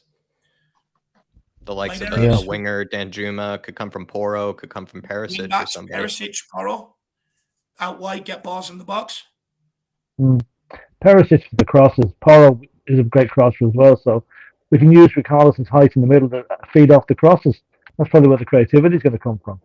And because we have Højbjerg and Skip, or Sarr and Skip in midfield, and there's not going to be a huge amount coming. So I'd say our creativity is going to be coming in from the wings tonight if Kane doesn't play. Yeah.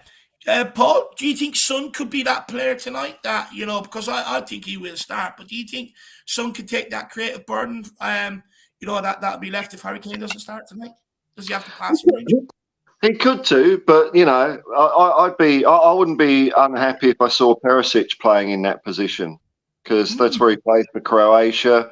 He does fling it into the box, and he has come under fire this season because he's not a defender. That's what it comes down to. And when he has to cover the whole side of the pitch, I don't think he's as good. But if he's up front, I think there's plenty of firepower there.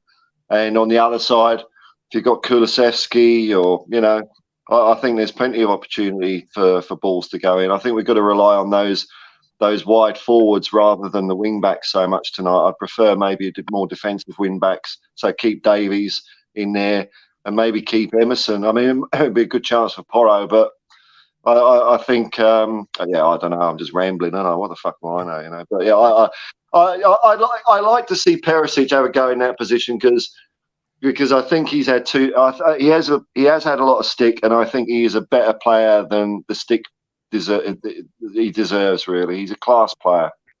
Well, sticking with Perisic, guys. Look, he's a guy that he was sort of first name on the team sheet in the first 11, but recently he's lost out to a guy that he's been in and out of the team at times this season, to Ben Davies. What does Perisic have to do to get his spot back? I think Ben Davies is a better defender than Perisic, and that's probably where he scored the points in recent weeks. But we needed a bit of solidity at the back, and Perisic wasn't getting. He was getting skinned. Man City, remember the away game against Man City? He got absolutely roasted in that game. And I think that was probably the start of Ben Davies coming back into the limelight there. So Perisic is more better as an attacking player if you've got somebody behind him help defending. I'd say Perisic could be like, where he played for Croatia in the World Cup. He was playing very far forward, and that's why I think he can do a better job for us. You can't defend him playing against a fast, tricky winger. He just hasn't got the pace anymore. So I think further forward is what Perisic is going to play. But whether he fits in the squad now is awkward because Davies is taking the kind of the left back position at the moment, and then we've got Son or whatever you want to have in front of him. So I don't know where you're going to fit him in at the moment. Maybe tonight now he'll play a more attacking role. Again, that's what I'm saying. The creativity could come from him, and hopefully Porro on the other side. Paul, if he does start tonight, is there anything that he can do to cement his place back in the team? Because Philip makes a good point, and it's something that myself and Jack spoke about as well, where defensively maybe he just hasn't got it. So is there anything he can do tonight? Does he have to be like super exceptional going forward if he is that left wing back to maybe get his place back? Or do you think he's lost it between now and the end of the season? The wing back, he's not a full back, is he? That's the problem. Between now and the end of the season, I think for me, I think his position is more forward. Like Phil says, that he was very forward for Croatia. If you're relying on him to stop stuff coming in from their right hand side, he does get skinned an awful lot. And once you get past him, then you're looking down the barrel of a Longley or maybe even a Dyer. If we had stronger centre backs, then I think we would see a bit more defensive confidence from Perisic. I think he is maybe looking a bit over his shoulder, wondering, if I lose this man, who's the backup? I think playing him forward is his best chance, and then he's in a competition with Son and Danjuma to a much lesser extent. I don't think Danjuma's really in the picture at the moment. Yeah, I would agree with that. And Jack, Mackie rolls here. He seems a bit harsh. He says, Perisic's time is up with the team. It's time to accept he wasn't a good fit for the team. Too much crossing and not very accurate crossing. Great crosses for Croatia, not for Tottenham. To say that I think he's not a good fit for the team, I think might not be right, because I think it made sense to go after a guy like Perisic because he was exceptional, last season for Inter Milan. But I make Paul's point because maybe what we were missing was over at Inter Milan, he had a great center back behind him in the case of course, Alessandro Bastoni, whereas we don't really have that sort of center back behind him at Spurs. But he always was going to be, I think, a bit of a defensive liability. He always was going to have that be maybe his greatest weakness, was maybe the defensive side of things. I think what maybe I kind of agree, though, with Maki Rolls, Dave, is he has sort of not made up for it with maybe what he can do going forward. He isn't maybe delivering as many crosses, on the money. He isn't scoring as many goals or really creating nearly as many chances as I thought he would down that wing. Whereas I probably would have accepted, him being a bit of a I would have accepted, him being a bit of a liability, Maki Rolls, if he was making up for it going forward, like you said. But he's not really making up for it going forward, because he could get more goals. He could get even more assists. I think most of his assists are probably kind of maybe inflated or maybe influenced by his set piece ability. Don't get me wrong. I mean, I love a guy who can have a good set piece threat, but probably his assists are kind of inflated by set pieces too. So how many chances is he really creating from open play? I'd like to take a look into that maybe a bit further, actually, maybe look at some stats or something. But from what I see from my seeing eye, I feel like he's kind of let us down in some of the creative department. I think he could be a lot better, actually, because he is a bit of a liability at times, defensively. And I think for me to be more convinced of him, Dave, he would need to have a good defensive performance against like a good, tricky winger in the Premier League. But he's obviously not going to have that against Sheffield United. He's not going to be coming up against like a Tete or like a Salah or anything like that, So he's going to have to come up against another Premier League sort of winger, I think, to prove me wrong. So, Jack, are you giving us a spoiler? We could be seeing a video called The Curious Case of Ivan Perisic. Perhaps so, or maybe just his position at left wing back is absolutely under threat, if not already lost. But I don't know if he's lost his spot in the squad. I think he still could serve some use to us, either playing as a left winger, playing some other utility positions. Also in games like this, where maybe it really doesn't matter that much how much a defensive ability you have. It is about what you do going forward. He could still be of good use to us. So I still think he has a spot in the squad, but I just maybe left wing back not as much anymore. Interesting. And Jack, this is a question that you put in, so we'll stick with you, about Pedro Porro. I mean, look, we spoke about it at the Leicester game. We didn't have Romero on the back line. It was shambolic. If Porro starts tonight, can you play Tanganga or Sanchez beside him? I don't think you can, Dave. Really, it's just like maybe Sanchez, perhaps because they do both speak Spanish, but I just don't really trust Sanchez either. You don't want a nice skates defender right behind you when Porro, let's be honest, also looked like he was kind of wearing some ice skates against the likes of Leicester. But I feel like he was hard done by. Maybe a guy like Tanganga, who's going into that probably with not a lot of confidence, also had a lot of things to prove.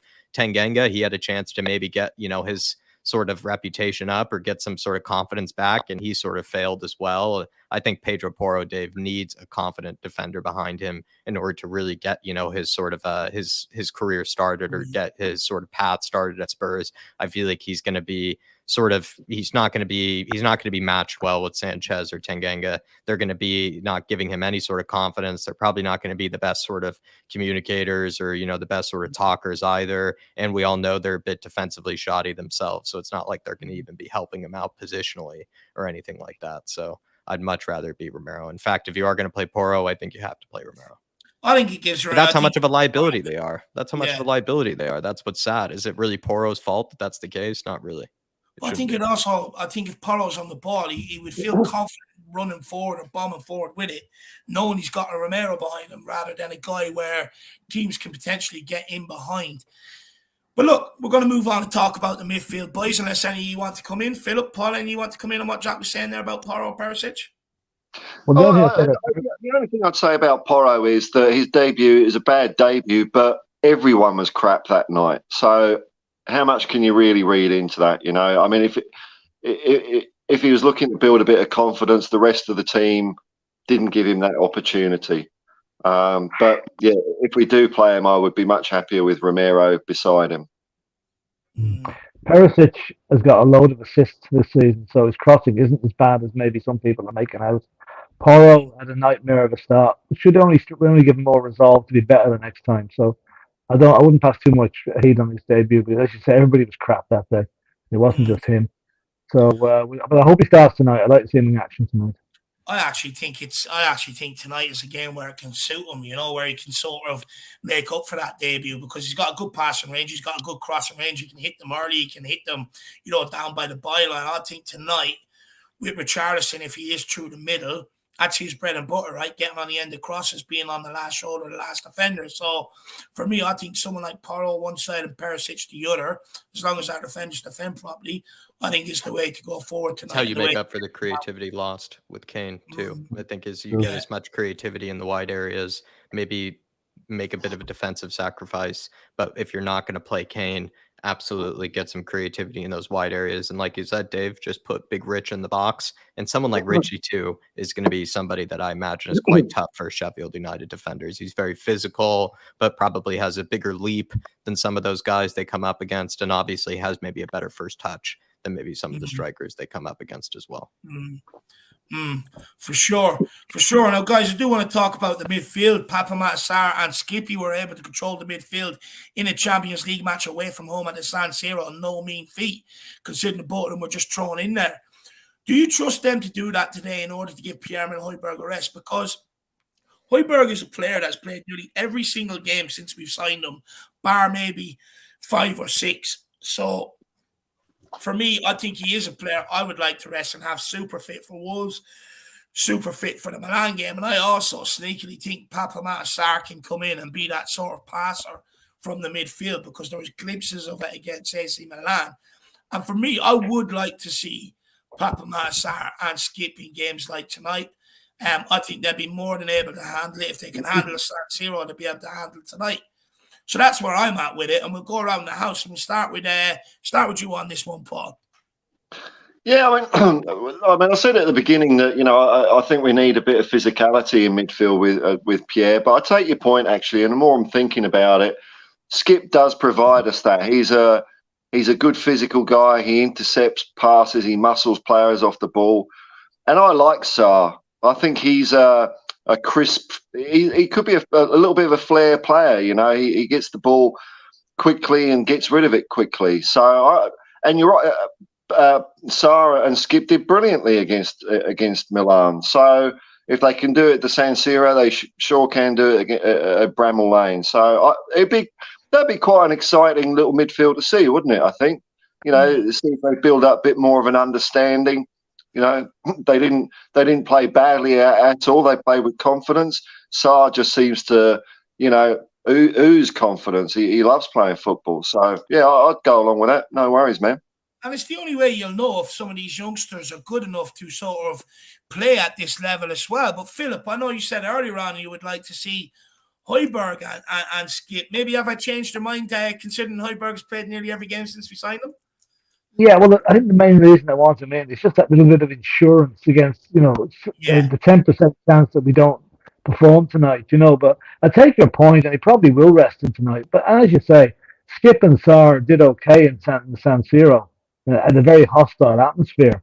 I don't think the atmosphere will be quite as bad tonight, as hostile tonight. So, yeah, I mean, I take your point. Maybe we're better off saving Højbjerg for the league matches and also for AC coming up. And as I said, I think we've got a wee star. And Sarr is going to be a star. I think he's got the gimp about him. I think he's got a good attitude. He's got a good engine in him. And look what he's done when he's only 20. He's been to the World Cup final. He's won the African Cup of Nations. He's got a lot under his belt. Like, it could be said he's more trophies than Harry Kane. If you want to join in with this stupid thing that keeps peering up on social media, So no, I think he'll be a good player for us. And I doubt your superior knowledge, David, that he'll feel that Højbjerg gets a rest tonight.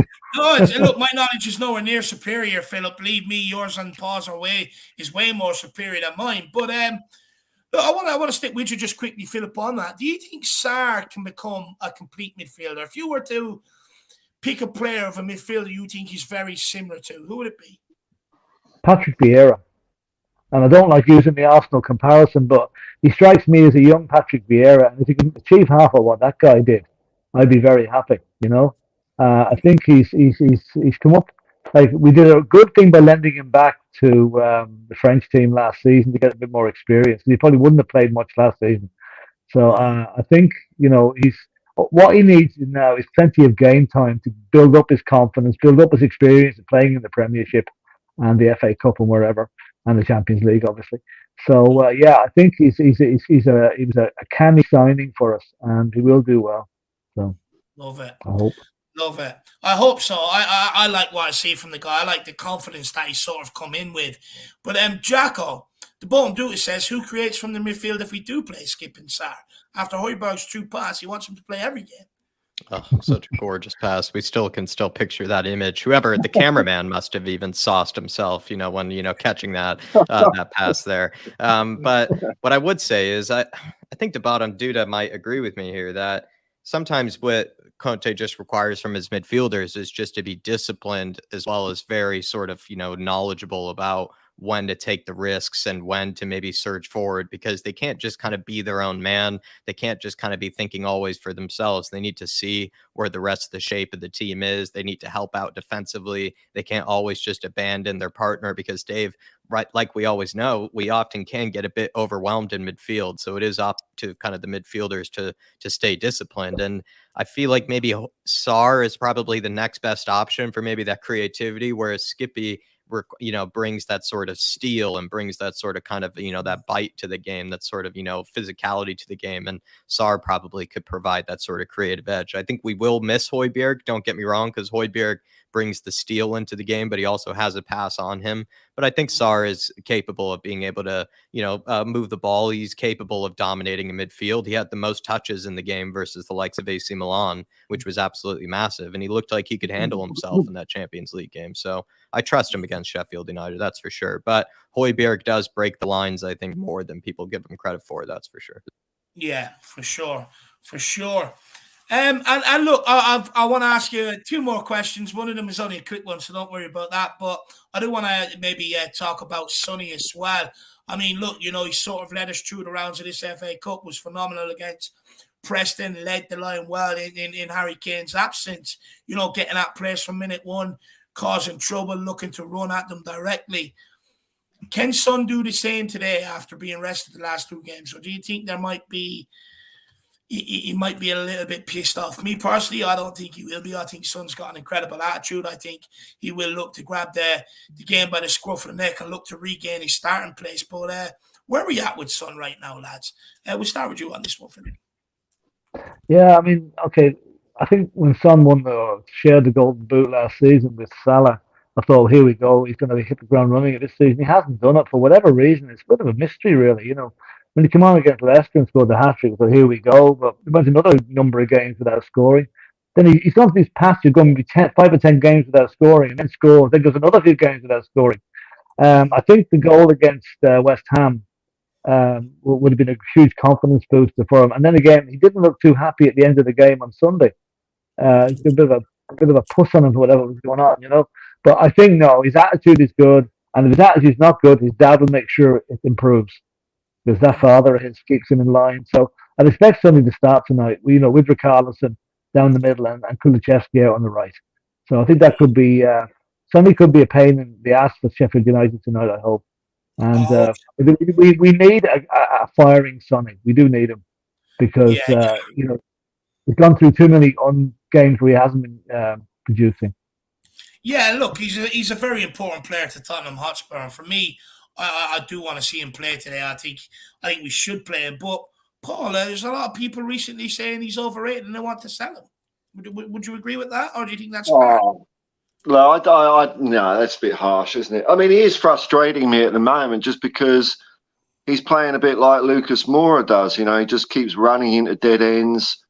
He keeps the ball too long, whereas, Sarr keeps the ball, one touch off, Son just runs into three players, and maybe that style of play will come off tonight because in theory he's playing against lesser players that can't deal with that as much. But I don't know what the answer with him is. Maybe it's because he's playing in a slightly different position or whatever. I don't know. But going as far as saying selling him, I mean, come on, I'm sure he will find his feet eventually, but he's got to just know when to get rid of the bloody football. He really does. I agree. I agree. But I think he's trying to overcompensate because he knows he's in bad form. You can very easily sort of. It might be as simple as he's trying too hard, which that I mean that isn't a that's not the worst of ways to be playing a little bit off. You'd rather someone be trying too hard than not trying at all. So he's just got to find that balance. For sure. But John Stokes says bench Son. He needs to learn to up his game. And Jack, also, do you think he's the man that Stellini be pinning his hopes on tonight? Sorry, what's that part about Stellini you said, Dave? Do you think he's the guy that he's looking at Son to sort of be that sort of leader out there tonight, lead this team to victory?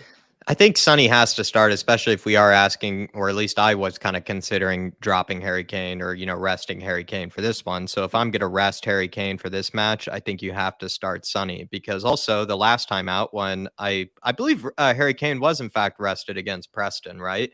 And Perisic played up front.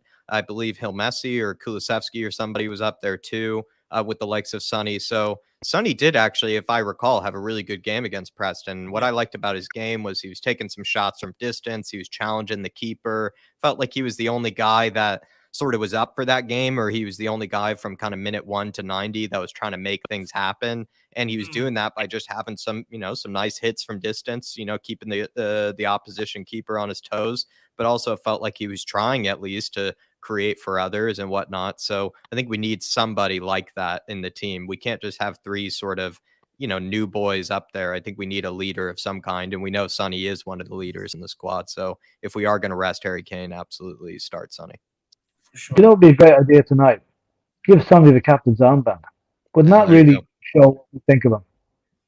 That's not bad. I didn't think of that. I think he deserves it. He signed a contract when we were in the absolute mire last year, or was it? Yeah, he signed a contract recently when we were in the absolute pits. So I think he does deserve it. I didn't like the fact he was overlooked for the game at Preston. It was given to someone like fucking clownhead Bobo Sanchez at the back. It winds me up. I could give a ball to a camel and I'd kick it better than that guy. It's a joke. It's an absolute joke. But look, Sanchez comes out in his clown car. Oh, Aruga. If he plays today, if I see him on the starting line, I'm gonna cry. I think I might have to skip the watch along if he plays. It's not good for me. Come on now, Dave. Chin up before the game. There's plenty of time to get pissed off during it, man. My parents don't like me doing the watch-alongs. They think I'm going to have a heart attack on stream one day. But look, guys, just quickly, we've been on the wrong end of VAR quite a lot this season, last season as well. I mean, how nice is it to just get back to normal? No VAR tonight, guys. It would just make up for the referee to make a balls of it tonight. It's on the referee just to make it up. So, I mean, VAR's been a shambles the last few weeks for us, I mean, when is a handball not a handball? When Spurs are playing a team that do it. So no, it's because actually the referee is at Peter Banks tonight. Banks? Is it Peter Banks? Yeah. Let me see. I'll tell you now. It could be Peter Banks. Not during the match anyway. Yeah, it's John Brooks. John Crooks, actually. John Crook. That's what we're going to call him. John Crooks. Okay. Yeah, right. One of the new guys. Anyway, let's see. Hopefully he has a good game. That's all we want. Fair and impartial referee. That's all we want. I just hope he's read the rule book, to be honest. I just hope he knows the rules. But look, Paul, you've been very frustrated with VR as well. I mean, how nice is it going to be to watch a game without it? Yeah, and look, the same thing happens over here in rugby league. Like, there are some grounds where they don't have the VAR technology, and when you get a full-flying rugby league game, it is nice to see. And I hope that happens tonight. Obviously we're not going to get all the decisions we want, but as Phil says, no, go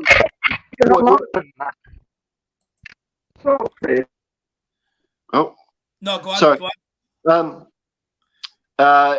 So long as the referee's impartial, and if everyone, he's going to make mistakes, but I'm excited actually about watching a game of football that flows, without 5 minutes stopping here, 5 minutes stopping there, lines on the fucking pitch coming from the end of someone's cock to see if they're offside and stuff like that. It's gonna be proper old school football, and hopefully there's a little bit of argy-bargy, maybe, a little bit more physicality. It's going to be a good game. It's going to be interesting to see, and I'm assuming it's going to have a fairly wide audience, and if it goes well, the only thing that's going to, VAR, people say it's around to stay, but I think the only chance of it going is if we show that the alternative is much better. And there's a chance where we can see it tonight, and I'm really looking forward to that. Yeah, absolutely.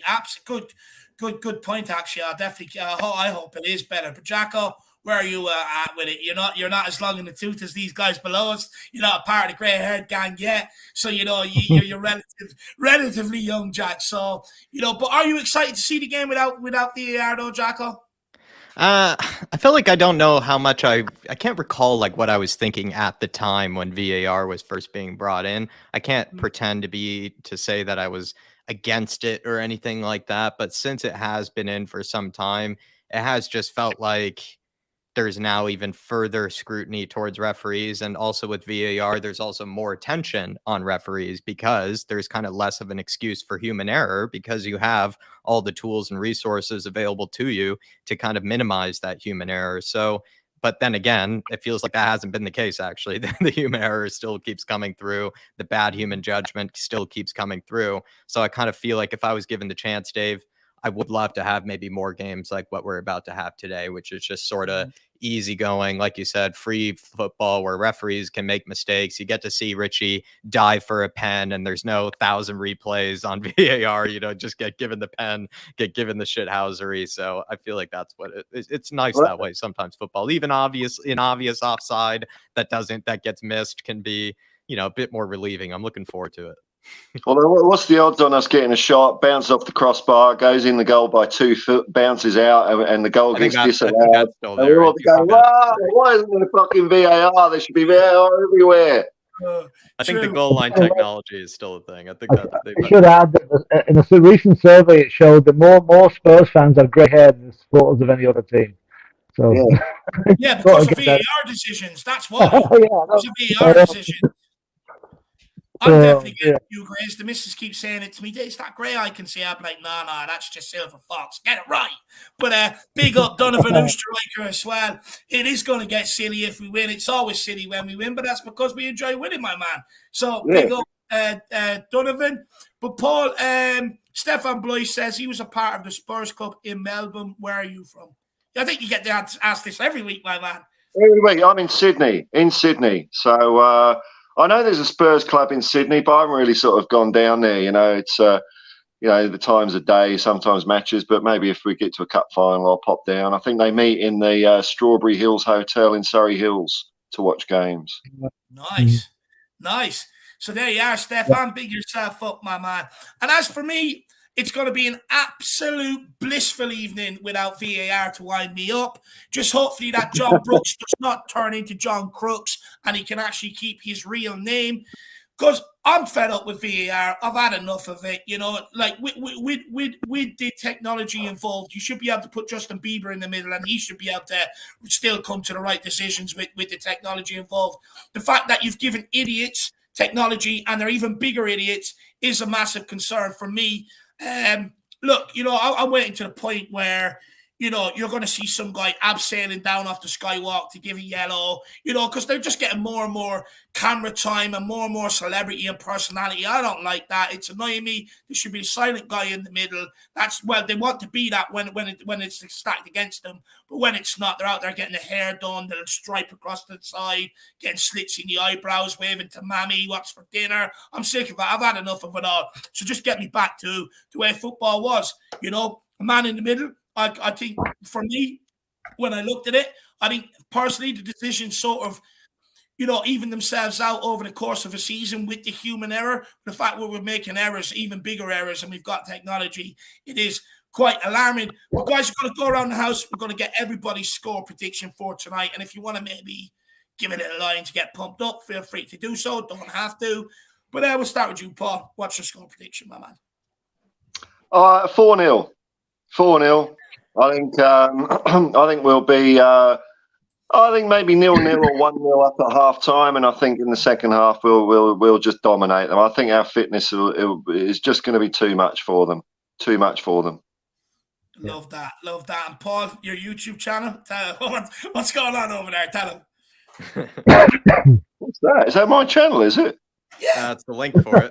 Sunspace. I found it. It's easy to remember, isn't it? Oh, it's just just bits of music I play with friends, and I just do riffs. There's nothing professional. We just do it for fun, and the channel's just there for us to sort of share stuff with each other. But I'd like to eventually maybe do some live streams of just live jams, because we just like making stuff up as we go along, and that's the fun of it, So don't expect Beethoven when you're going there, but you will get a bit of Beatty. Yeah. Must talk to you about that, Paul. I'm about playing a band as well, so we can do a live stream some night.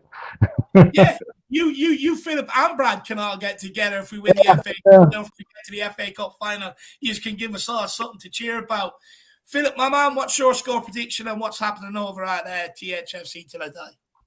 Well, I'm doing the same as Preston, 3-0 Spurs, with Ricky Richarlison getting off the mark in their domestic competitions.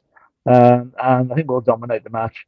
And overall, we're doing a watch along this evening with myself and Dermot. I think Ellie might be coming on as well. And then tomorrow night we're doing a history of Spurs managers from 1951 to 1991, the earlier years of the Nicholson thing and the Keith Birkinshaw years and what have you.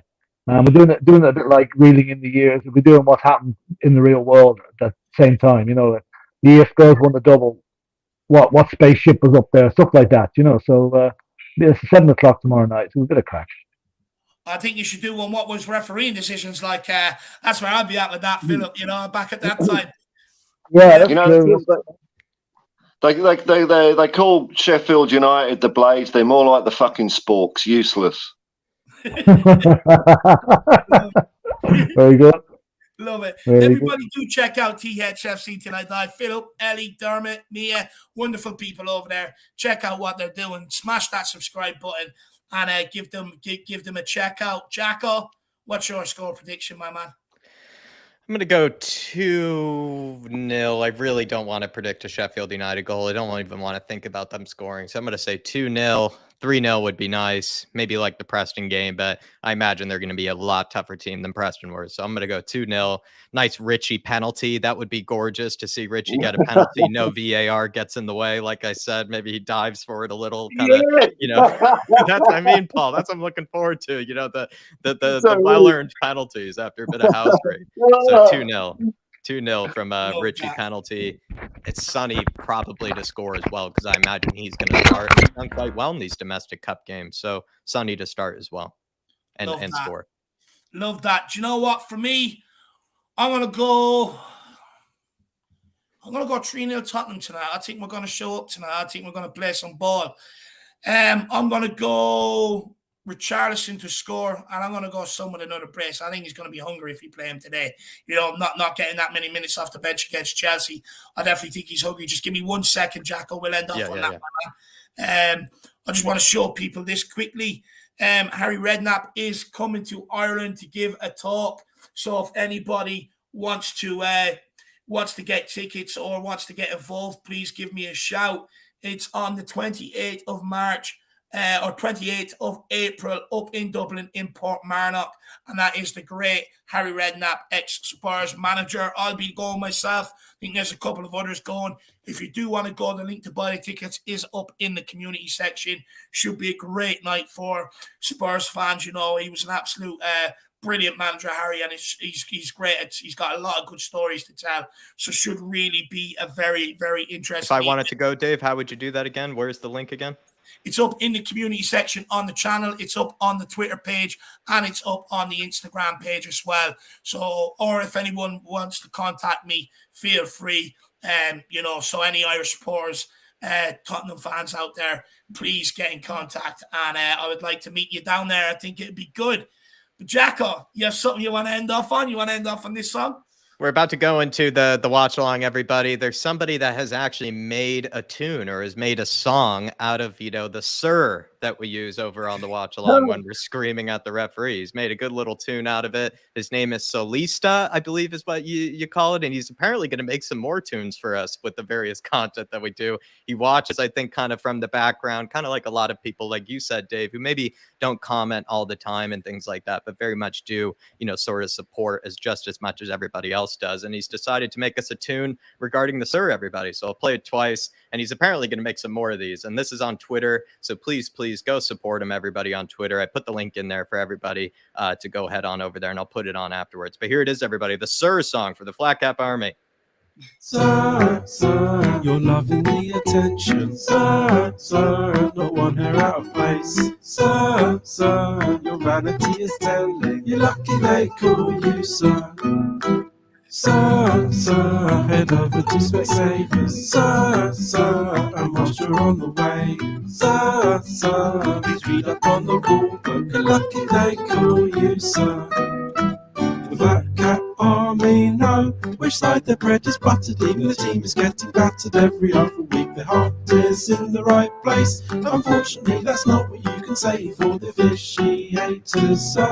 Sir, put away your ego. Sir, it's one big masquerade. Sir, the Irish hotspots watch you. You're lucky they call you sir. Wow. Absolutely quality. Absolute quality. Wow, that was brilliant. We've got a song about the officials now, aka courtesy of the Irish Hotspur. Big yourself up, Paulista as well. Absolutely brilliant. But look, guys, I think we are going to end off there. The link is, if you want to follow Solita on Twitter, the link is in there. But guys, we hope to see you all back here at 7:30, out in force, nice and strong, like the good Tottenham Irish Hotspur Army we are for the watch along. So we'll see you all back then. We win tonight. We're in the quarterfinals of the FA Cup. Come on, you Spurs. Come on, you Spurs. In Conte we trust. Come on, you Spurs. The magic Big of day. the FA Cup. Everywhere we go.